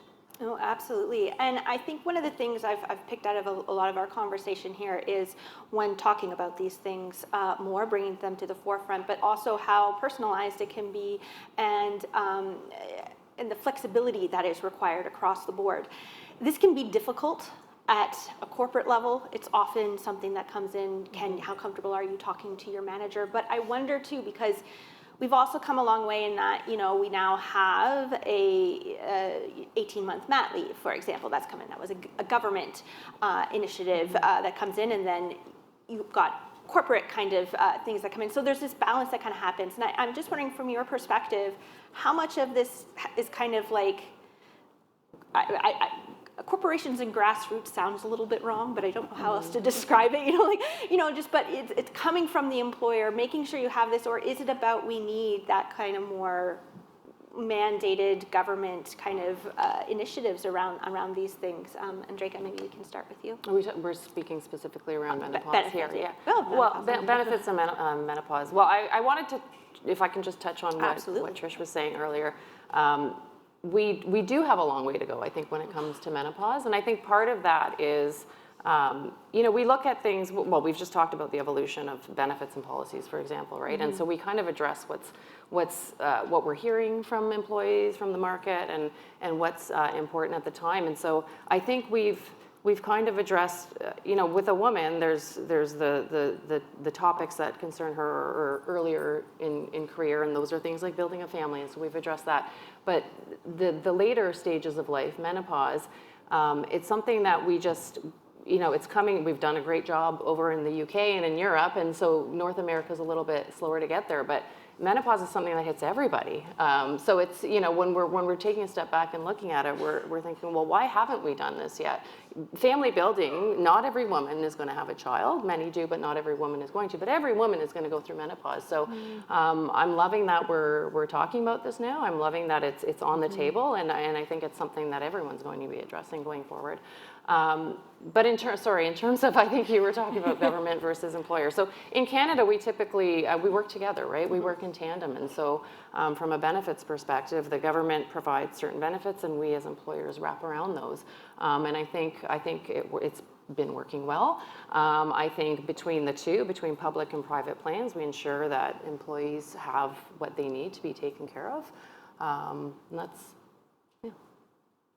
yeah, I would agree. And I think, at the end of the day, the government's only going to do so much. I think there's a lot more of a personal connection between employers and their colleagues. And you see some of the things that they go through day to day, and to not make changes or to do things to support them because you feel that it's the responsibility of the government, I think is a huge missed opportunity. So I see it very much being a bit of a partnership. There's different areas where the government can play a role, and other areas where the employer can step in and do a little bit more. I think we just have to be so cautious that the worst thing any of us could do is put that responsibility on the other. So remembering that it's the responsibility of both, and we all can probably do a little bit more, is really important. Right. And I'm always curious too about, we've talked about this is how we are helping women and how they want to build with their families and stuff. But I think going back to that conversation that was on earlier about allyship, is it also about, for example, do you have women saying like, I want to work, so what do you have, like, what about my partner? Like, do you know what I mean? I mean, obviously as a corporate person, if a corporation, the husband or partner is working somewhere else, you can't really do much to help. But I think, is it not just about focusing on women, I guess is what I'm saying. Like, is it about that kind of more holistic look, making sure there's paternity leave, making sure there's this, making sure there's the support around the women so that they want to go back to work right away, there's family support elsewhere, that kind of thing. Tag in on that. And I know Sarah Jane said something earlier that really resonated with me, that it's not just a women's issue, it's a family issue. And it's something that, us at Choice are actually doing. We're taking a look at some of our time off policies to say, maybe we were a little misguided in the past where we thought we needed to give a greater benefit to women to provide them with more paid time off. And that was done with the best of intentions, but what happens is if you're not providing that same type of benefit to a non-woman partner, are you really providing the support that that person individually wants? So like you said, maybe there's a woman that wants to come back to work a little bit earlier, and they feel like they can't because they don't have someone available to take care of their child, because the non-birthing parent or potentially their male partner doesn't get the same type of paid benefit time. So I think we really need to reframe how we're supporting women and recognizing that it's not just always about the one thing that you give to that woman colleague, it's also about what you give potentially to that family unit or to people that are their support system. I'll just pause one more time if there were any questions for the panel. Yes, over here, please. How come we're not talking about equal pay? Equal pay? Yeah, I mean, I'm just curious, because women get paid 89 cents on the dollar for men. So I would start there with the gender gap in pay and compensation before I even, not before, but it's just a big issue that I'm surprised hasn't come up at all. It hasn't come up. Well, no, it's a good point. I mean, I'm not sure we were talking specifically around those benefits and stuff. Absolutely, I think I will happily take a pay raise. My boss is listening.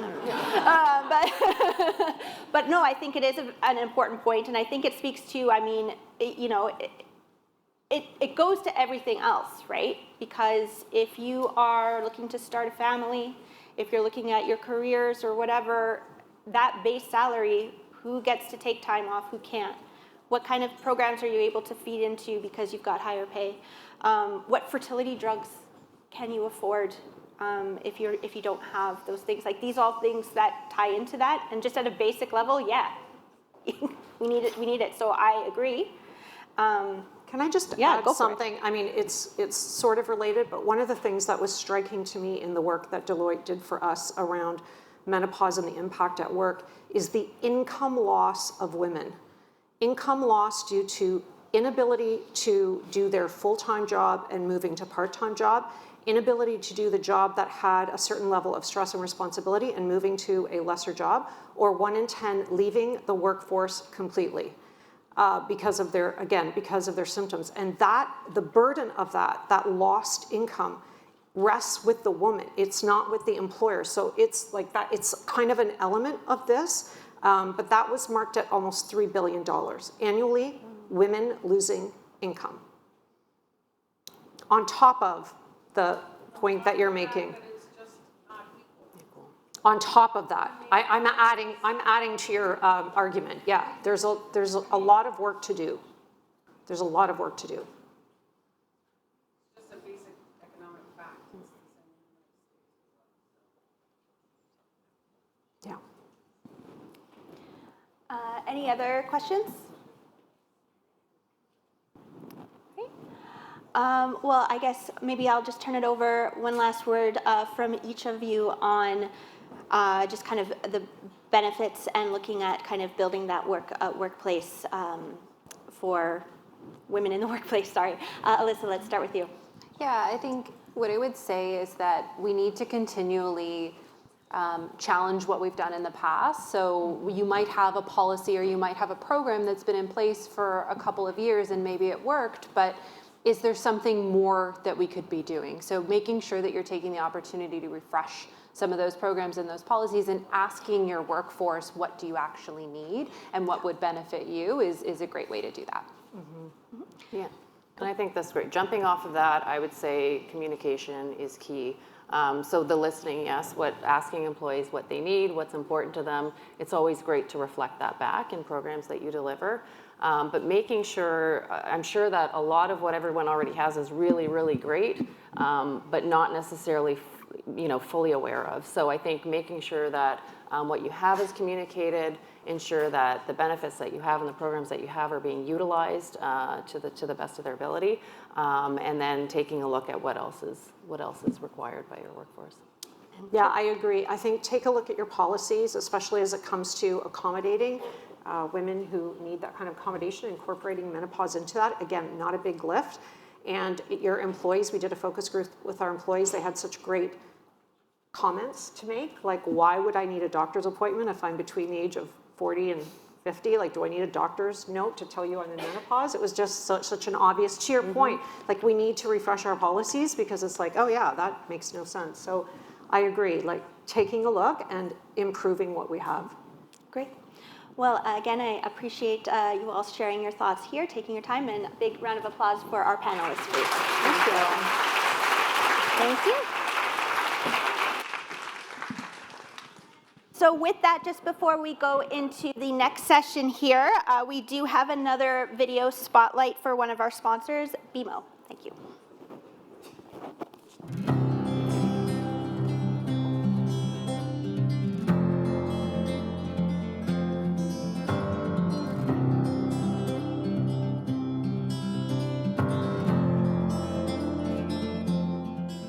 First, it takes a comprehensive strategy that understands the different barriers faced by women.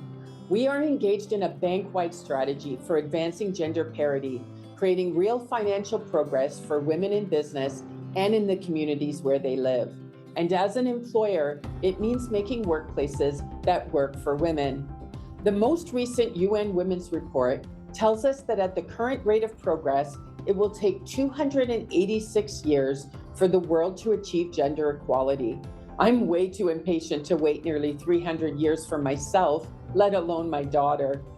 Companies like ours can speed this progress by executing a holistic strategy, including providing access to opportunities such as peer-to-peer women-led support, inclusive policies and practices such as offering benefits to make our workplaces work for women, and education, including tools to recognize and develop high potential women to remove gender blind spots, microaggression, and biases. Today, 42% of BMO senior leadership positions are held by women, creating real financial progress for women to fuel a thriving economy.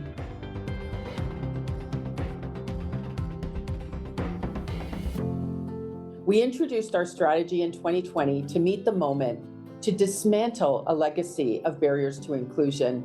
So we defined our expectations for leadership commitment, targeted the systemic barriers we would work to tackle, and engaged our global team to build zero barriers into our collective purpose DNA. You can't create change if you don't understand the legacy of barriers. We do this very well at BMO. We are committed to listening that challenges the pace of our progress and the boldness of our commitments. We do this by activating employee listening throughout our businesses and with community groups to grow talent and specialized skills.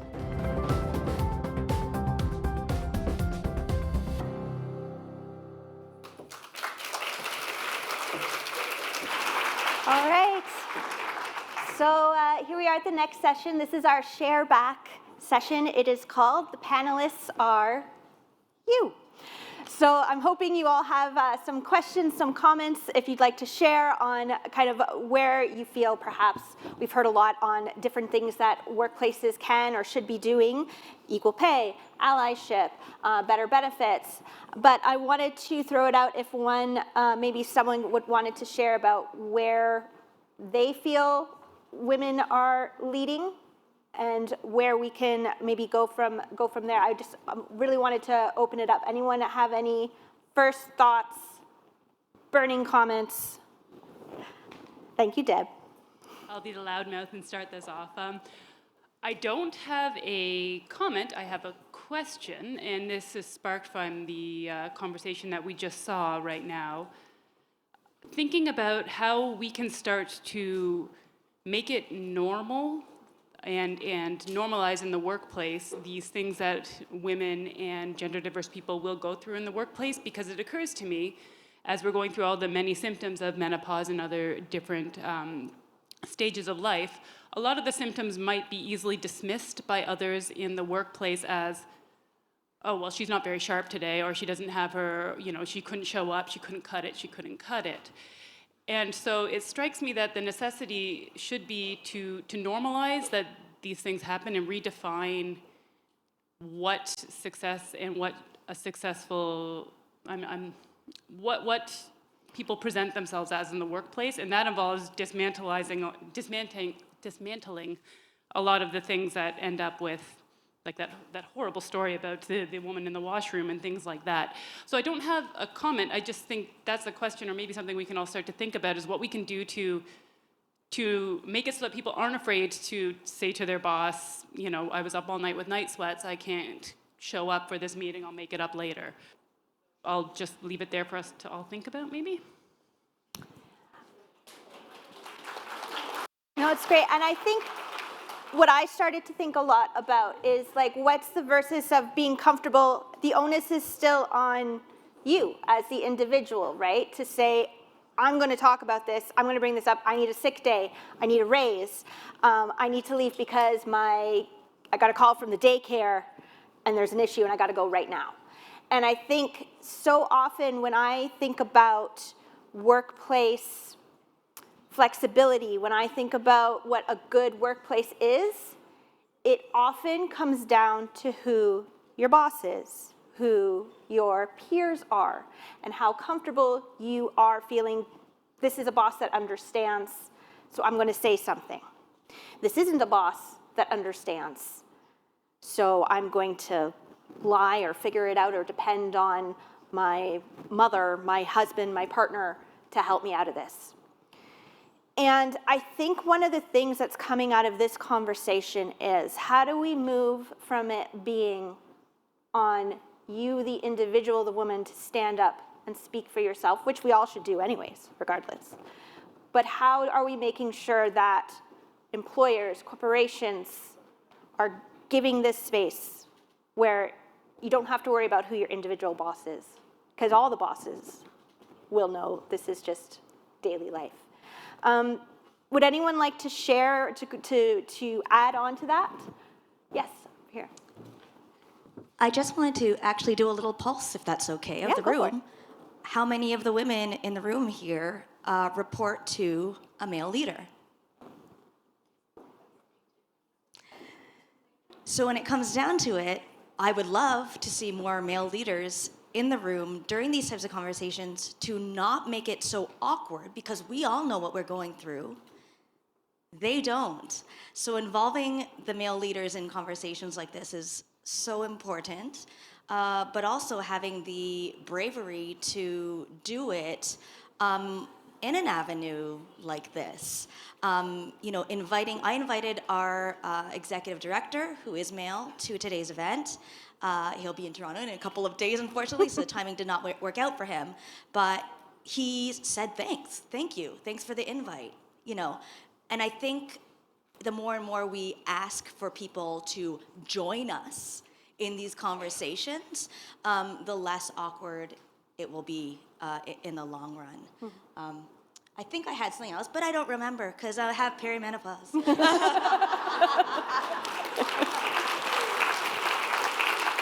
Thank you very much. One here, and then over here as well, sorry. Which microphone goes first? It's a race.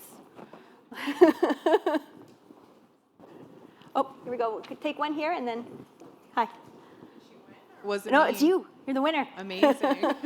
So hi, everyone. Tansei. My name is Jessica McKenzie. I work at Scotiabank with these lovely ladies over here, but I'm also a proud member of Opaskwack Cree Nation, so I am a very proud Indigenous woman. My question is more around the allyship panel. So I love hearing that individuals love allyship. They're passionate about hearing about others' experiences. But what I find as a challenge is with people that want to learn more, they're going to learn more. But how do you make the people that don't really care or a little bit more passive in learning care? I throw that out to someone in the room here who can, yeah, exactly. But wondering if anyone can speak, whether it's something that their organization has started to do, or how do you maybe start that conversation? You know, I think sometimes we've talked about having ERGs and that, and again, that's people a little bit ground up, but maybe if there's someone who can speak to something they've seen in their workplace. Hi everyone, Fatima, she, her pronouns, and I'm with ATCO. To address that point, you know, I think when we talk about allyship, the importance of allyship is that the people who hold privilege or power show up as allies, show up to events like this, and really are there to listen and learn. But that allyship is also about going against the grain to do something that is not the norm. To do something that's new and different. Because allyship is easy when everybody else is doing it, right? So to each person in this room even, looking around the room and saying, what are the other companies represented here doing and how are we keeping up? Or are you looking at it and saying, what are the gaps? What's missing and how are we addressing those problems and those needs? And that's often where that true allyship sits. And so for anyone here who wants to walk away with knowing, you know, what do I do? How do I walk away from this and actually do something meaningful? It's not about, you know, what is ATCO doing? What is BMO doing? What is Scotia doing? It's what's everybody not doing? And how do I step into that and how do I do that? And then also to the point earlier around when we look at benefits plans and we look at pay equity and we look at all of these things, we need to look at it beyond the lens of just our gender identities, to look at it from the lens of you cannot have inclusion embedded until you do it for everyone. So when you think of some of the symptoms that, for example, people experiencing menopause go through, those are very common symptoms for people with neurodiversity. Those are common experiences for people with disabilities. So when we look at, are we adding benefits programs to address this gap for people with menopause, we're also addressing a gap for all these other demographic groups that might not be the center of the conversation. And this is why inclusion is important in the sense of when we embed programs, when we embed solutions, and we try to address some of these gaps, are we addressing them for everyone? And sometimes by default, we don't even realize that we are. Psychological health and safety programs are also really important. You know, for somebody to even be able to say to their leader, I need a day, I'm dealing with brain fog. Whether that brain fog is because of menopause or neurodiversity or a disability or recovery from some sort of physical illness, there's so many reasons that could impact people. And so when you address these, you're addressing a whole demographic group of people. So are you asking those questions? You know, to answer the question around what do people know and how do they step outside of that box?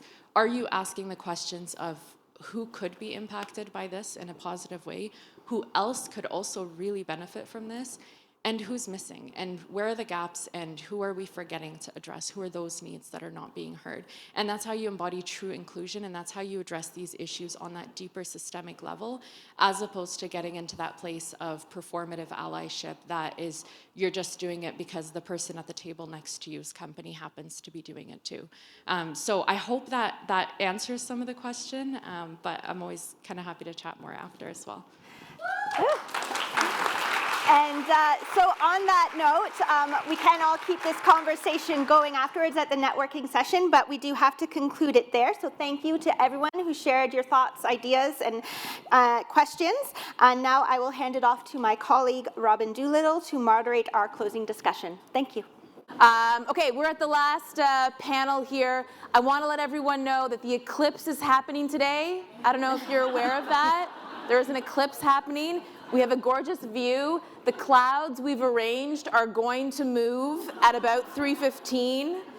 We are going to wrap this up in time that you can go and look at the clouds. We have a beautiful patio, and we do have some eclipse glasses for you. So I promise, hammers coming down. You can walk out and look at the eclipse. This is our last panel, as I mentioned. I'm a woman in the workforce, so I am familiar with issues that women face in the workforce, but I became really kind of professionally interested in it a couple of years ago when I did an investigation called the Power Gap. And what we looked at, my colleague Chen Wang and I, was the public sector, because we analyzed the Sunshine List, but this was a jumping off point to explore wider issues within the workforce. And what we found won't surprise you. Women are outnumbered, outranked, and outearned by every single measure we could possibly slice and dice the data. And what really jumped out to me, though, was we started looking at it from a pay disparity issue, and what we found is it was really a promotion issue. If you compare just straight apples to apples employees this way, there is a bit of a pay gap, but it was really that women were just hitting the glass ceiling as mid-level managers. And this was something that really kind of opened my eyes. And there are just so few women that make it to the absolute top. I think it's something like 27% of the 1% of earners in the public sector are women, and of those, a fraction are women of color. So you can just imagine what that would look like in the private sector. But we are very lucky today to have two incredible CEOs and leaders here with us to talk this stuff through. So can I please have Megan Roach, the president and CEO of Roots, come to the stage? And Samira Sakia, the president, CEO, and director of Knight Therapeutics. Sit wherever you like. I don't exactly know where. Here we go. Thank you so much for coming. Thank you for having me. Did you know there was an eclipse happening today? Well, it's nice to compete with a 100-year event and know that you still want to see us. Exactly. Right? So. Okay, let's just dive right into it. I think one of the things that we hear over and over again is women can be penalized for being ambitious, and which really works against you. When you started out in your career, and I'll go here and then we'll go back that way, were you gunning for CEO? Were you like, I want to be the CEO? No, I wasn't gunning for CEO, although I do have a funny story about that. So when I was in university, I was, had a lot of different friends in university. I went to Queen's Business School, and it wasn't Queen's fault that this happened, but I had a conversation with someone who said to me, I think you're just too driven. I don't think that you're going to be able to find like a long-term love, all these types of things, because you're just too driven. Now, it worked out in the end, obviously becoming the CEO of Roots, but I never really wanted to be CEO as much as I wanted to be happy and successful, and kind of just made decisions and choices as I went along that resulted in me being here, but it wasn't a long-term goal. Do you remember like how you responded in that moment of being like, gosh, Megan, you I mean, I might have said a few words that I'm not going to repeat here, but and later on, that person actually apologized to me many years later in terms of the conversation. But I felt discouraged, right? I felt that if that was the perception of people that I was going to school with, that I was too driven to do to be in love with someone or all these different types of things, how would people perceive me in the workforce, and how would that impact my career trajectory going forward? So it was discouraging, and I think and I'm sure we both have the same situation, as you go throughout your career, there's a lot of times you get discouraged, but I kind of just picked myself back up and said, you know what, I don't really care about that person's perspective, and then just move forward from there. Samira, did you get into the workforce going, I'm going for that top job? Not at all. My objective was to make sure I can pay the bills. That was really, I'm not sure if that's being a woman or being from a minority. That's how I started my career. Even, it's a question that I got a lot even when I was CFO. Like, did you set out to be CFO? It was never that. It was continuing to progress. The one thing that I will say is in my current job, the chairman and founder, he was president and CEO, and when he said, I want you to come and work for me, I told him I'm not going to be CFO. I want something bigger. Right? It was at that point that I was in my late 40s, and I made the ask. So let's kind of build on that. Once you decide, I do want the top job or something like it, like what are the practical steps that you started taking in your career to go, okay, I'm gonna enter the Game of Thrones? So we'll start with Samira and then go to Megan. My situation's unusual because my boss is my former boss from my previous company. So he was CEO, I was CFO. He went and founded another company. I was helping him doing some other things, and he came to me and he said, I really want you to, you're not. It was more of a negotiation with him where I set the rules of what I wanted. But maybe then for you it was the step prior to that. Right. What were the practical steps as you're starting? Because it is that ladder on the way up. So I guess my personal thing is I came from that accounting and finance background. I was a specialist, and because I was that specialist, my opinion mattered, right? And that I was able to set the groundwork. As our organization grew, I took on more responsibilities, but what I made sure what I said about a certain issue was the last thing that was said, right? And that allowed me to have the credibility to be able to make the ask later on. Megan? I think kind of building off what you were saying, building that 360. So I also actually ended up getting to Roots because I was working for the company that acquired Roots. I'd been the board. I also have a financial background, so I came initially as the CFO. And they also said to me, do you want to be the CFO permanently? Because we were looking for a full-time CFO. And I said, no, I don't want to be the CFO. Maybe I'd be the CEO. And then they came to me eventually and said, do you want to be the CEO? I said, sure.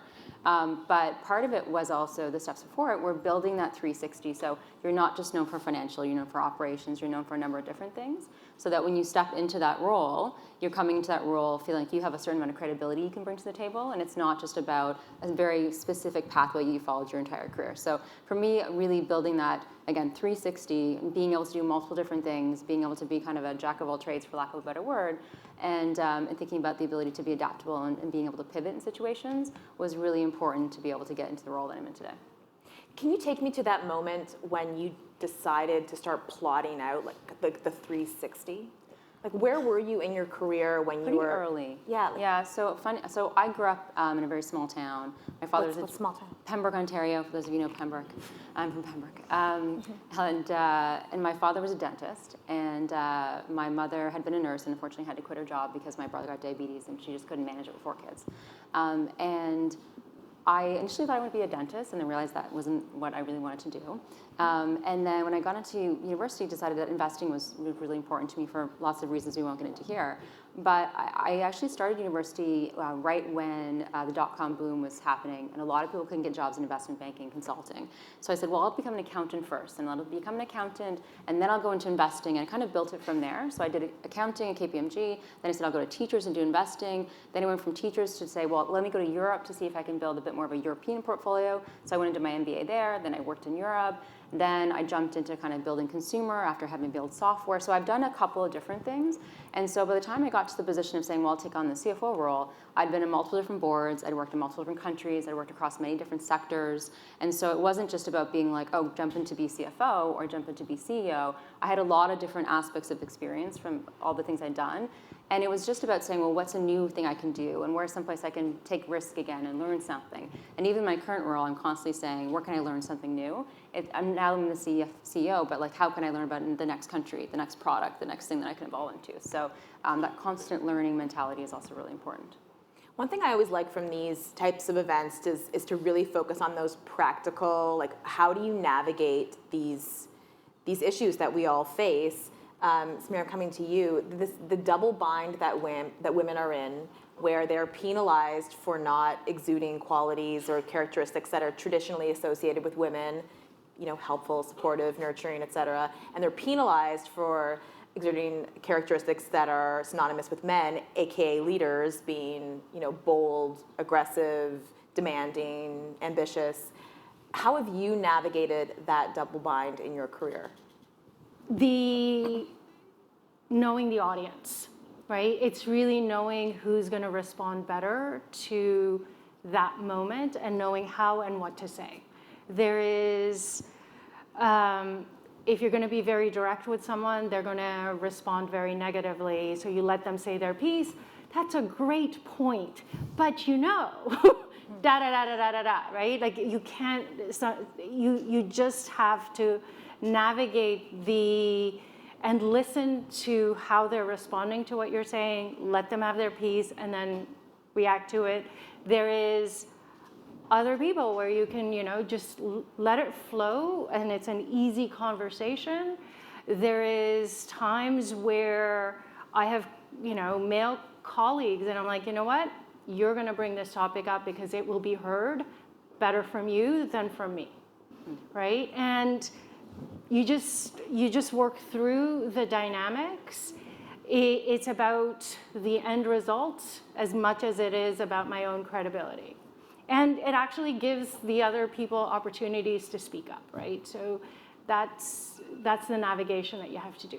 So I'm hearing being strategic around, sometimes it's, know where the message is going to be best received from, and also channeling different sides of your personality. Exactly. You have to be a chameleon.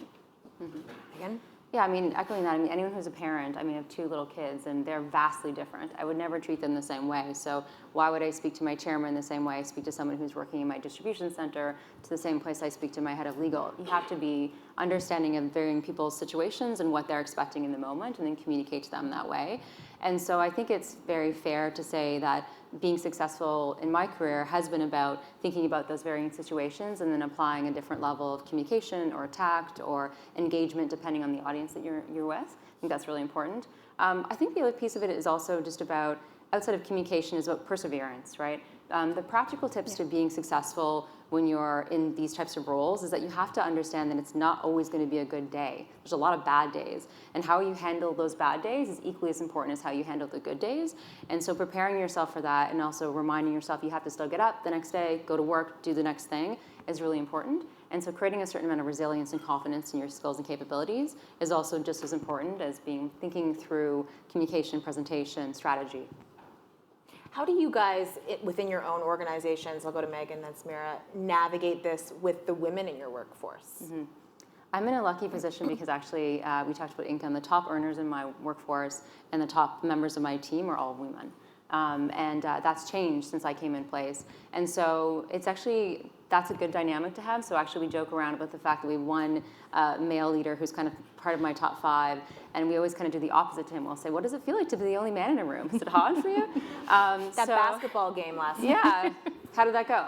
So we bounced it off. I think I heard this on different panels that happened today. A lot of it is about showing your vulnerability also as a leader, and that's important. Having open and transparent conversations, helping them understand that you're facing, again, the same situations that they're facing. So a great example, last week my daughter was going on her first overnight, and it was happening just before I needed to do a leadership meeting. And I said, I'm going to be 5 minutes late because I want to drop her off at school, I want to see her go out, and then I'm going to come to this meeting. And that transparency kind of helps other people feel that they can do that too, right? So I think that stuff's important. I don't have all women in my leadership team, but it is heavy in the women. The one thing that I will say is we've also been very lucky to have a different age spectrum also. So ones that are in their early 40s all the way into 60s. And it's really balancing the perspectives from each end. We've got moms and grandmoms, and as well as the men. And I've had a joke with, there was a call that we had, a video chat that everybody was on, and there was, I think, 4 of us who were women and one of the guys, and I'm like, well, you're the diversity hire. Yes. But it's been great because it's also an opportunity for even the men to have that open conversation about, I need a day because my kid is sick, or I need a day because my son is having his graduation, right? And it's made it easier for everyone that it's okay to have those days, those moments, and I'll be online later, or I'll be this is when I'm off, and it's just fine. Like, nobody's making a big deal about this anymore. Maybe just before I'm going to get to the, what's the toughest thing you've encountered on your climb up, so think about that in the back of your mind.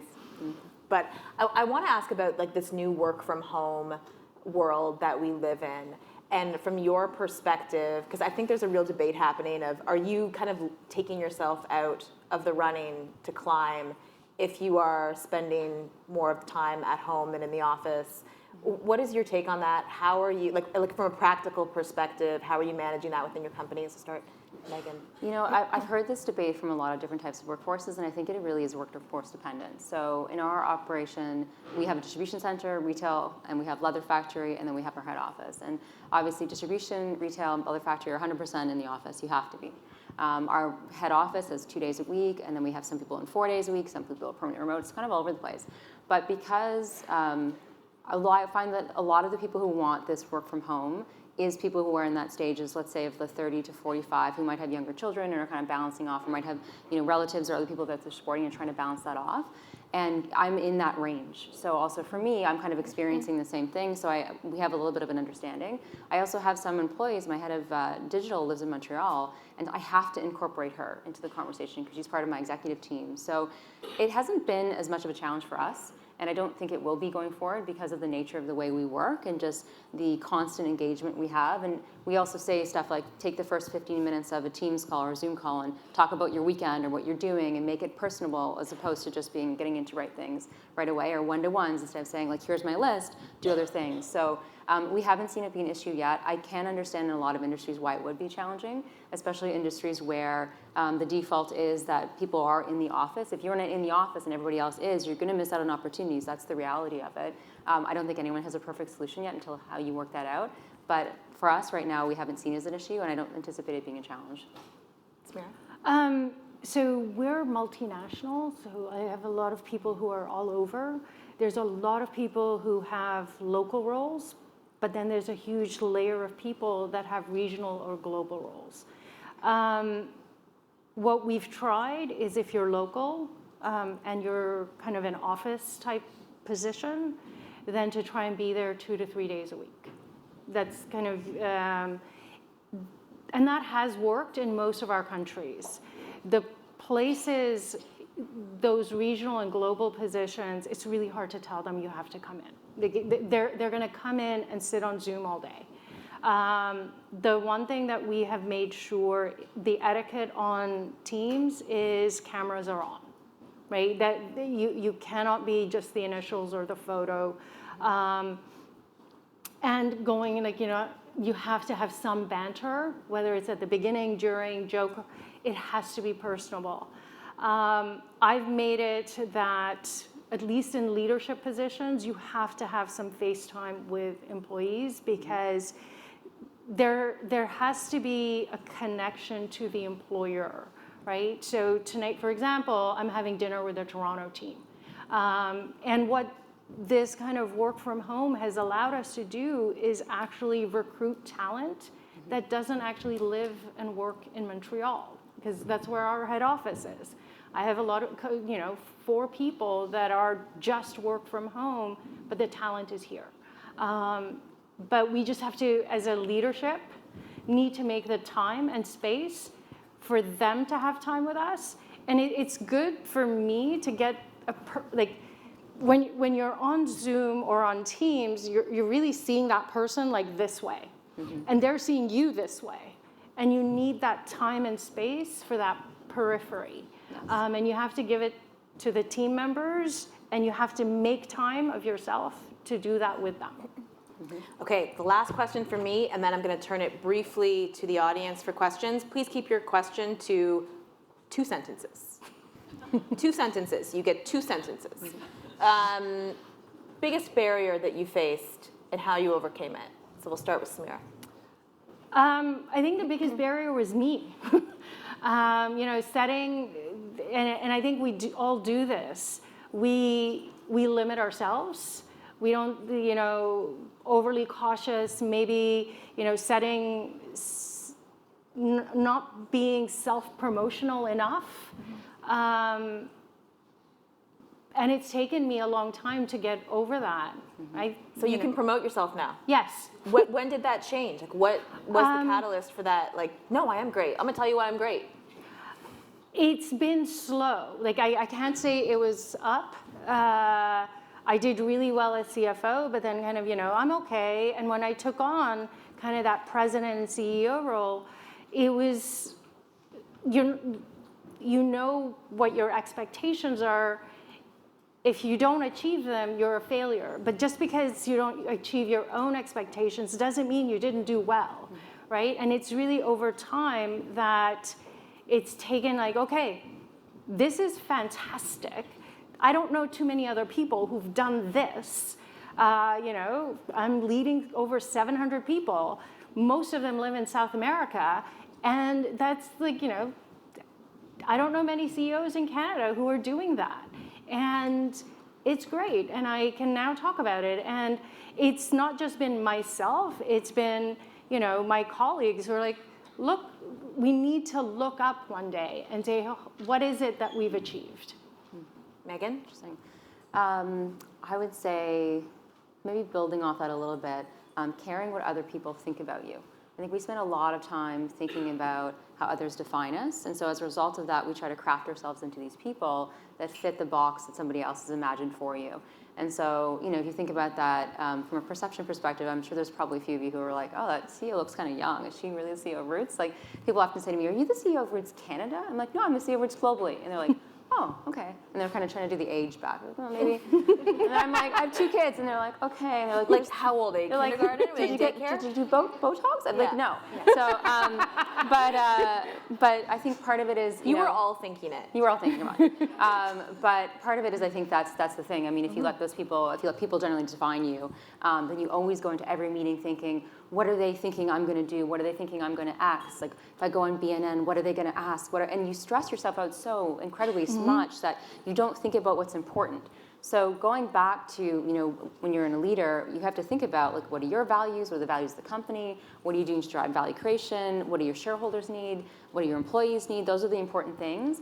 And if you focus yourself sufficiently on those things, then, the other stuff will go away. It doesn't really matter, right? You'll be successful, and I think that's really important. Was there a thing that made you go, I don't care anymore? The pandemic was pretty tough when you're a retail CEO. We had to make a lot of tough decisions, and there's a lot of different stuff that goes on social media and different things. And there was a specific incident right during the pandemic where we had to make some difficult decisions around staffing, and our social media just blew up, and there's a lot of negative comments. And my team was just like calling me saying, are you okay? And I was like, I don't read that stuff anyways. That's not that's not part of my day is to read what people are saying about me in the media. So I think that also catalyzed for me the perspective of you really have to focus on what you're doing yourself and not really what other people think of you. Amazing. Okay, questions. Who has a question?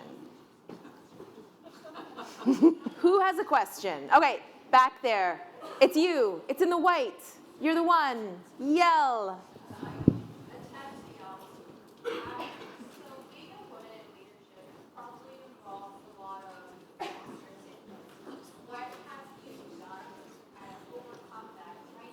A lot of women have imposter syndrome before even applying to the job, right? So how do They you see the role, they read the description and think, yes, I could do this, but always think, maybe I don't belong. I am a woman. I don't have that experience. But I find in my world, it's women don't apply to the job unless they have 100% of the qualifications, whereas my male colleagues would apply when they have 30%.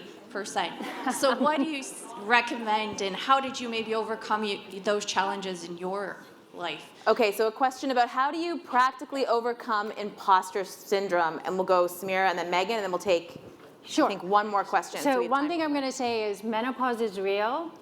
Imposter syndrome is a made-up condition to make you feel bad, okay? And yes, I'm going to say, I go back to what was my biggest challenge. It was myself, right? I need to get over it. There's enough statistics to say women do a better job, right? That's all there is. The reason you're doing a better job is because you do work hard, because you're more analytical, you're making sure of everything. You can lean into imposter syndrome, just don't kill yourself trying too hard for it. I guess I would say two things. So one is what's the worst that can happen, right? I mean, they can say no if you apply for that job, or you can get that job and you don't do very well at it, that's fine. I mean, if you focus really more on inward validation as opposed to the external validation, then even if you don't do well at your job, you're still gonna have your family, your friends, your health, all those things that are really important. So for me, I just say try, put yourself forward, and if you don't get it, that's not a big deal. Perfect. Okay, last question. Who is a good one? Who's got a good one? Okay, try to keep it to 2 sentences. There's a couple there. Okay, go ahead. I'm a mom too, and in a leadership role, fairly new to the role. And one of the things that I found very challenging is work-life balance. And I'm really interested to hear from both of you about how you find that balance, if you find that balance. So we have a question from a mom, and she got it in 2 sentences because she's a mom. So she came in on deadline and word count. How do you balance your career and your family, be there for both, the horrible work-life balance? I mean, balance is kind of a made-up thing, I'm sorry to say it, but the reality is nobody really has it. I mean, it's one of the biggest lies that we tell everybody, because we're kind of like, oh, everything's perfect all the time. It's just not true, right? So some days you're a good mom, some days you're a good CEO. It's just, you have to pick and choose. And so the biggest thing for me is really just more about giving yourself a little bit of break, understanding what really is important. So do you really need to be at that 5-minute assembly with your daughter? No. But should you be there when they graduate from school? Sure, right? So picking and choosing the situation, I think, is really important. And then understanding and just giving yourself a bit of slack, because it's not perfect. It's difficult to obtain. We have help at home. My husband does some stuff, so I do stuff. We kind of always have to trade off. But we're just all trying to do the best we can. Samira? I don't have balance. I'm a workaholic. And I don't have kids, so I'm lucky that way.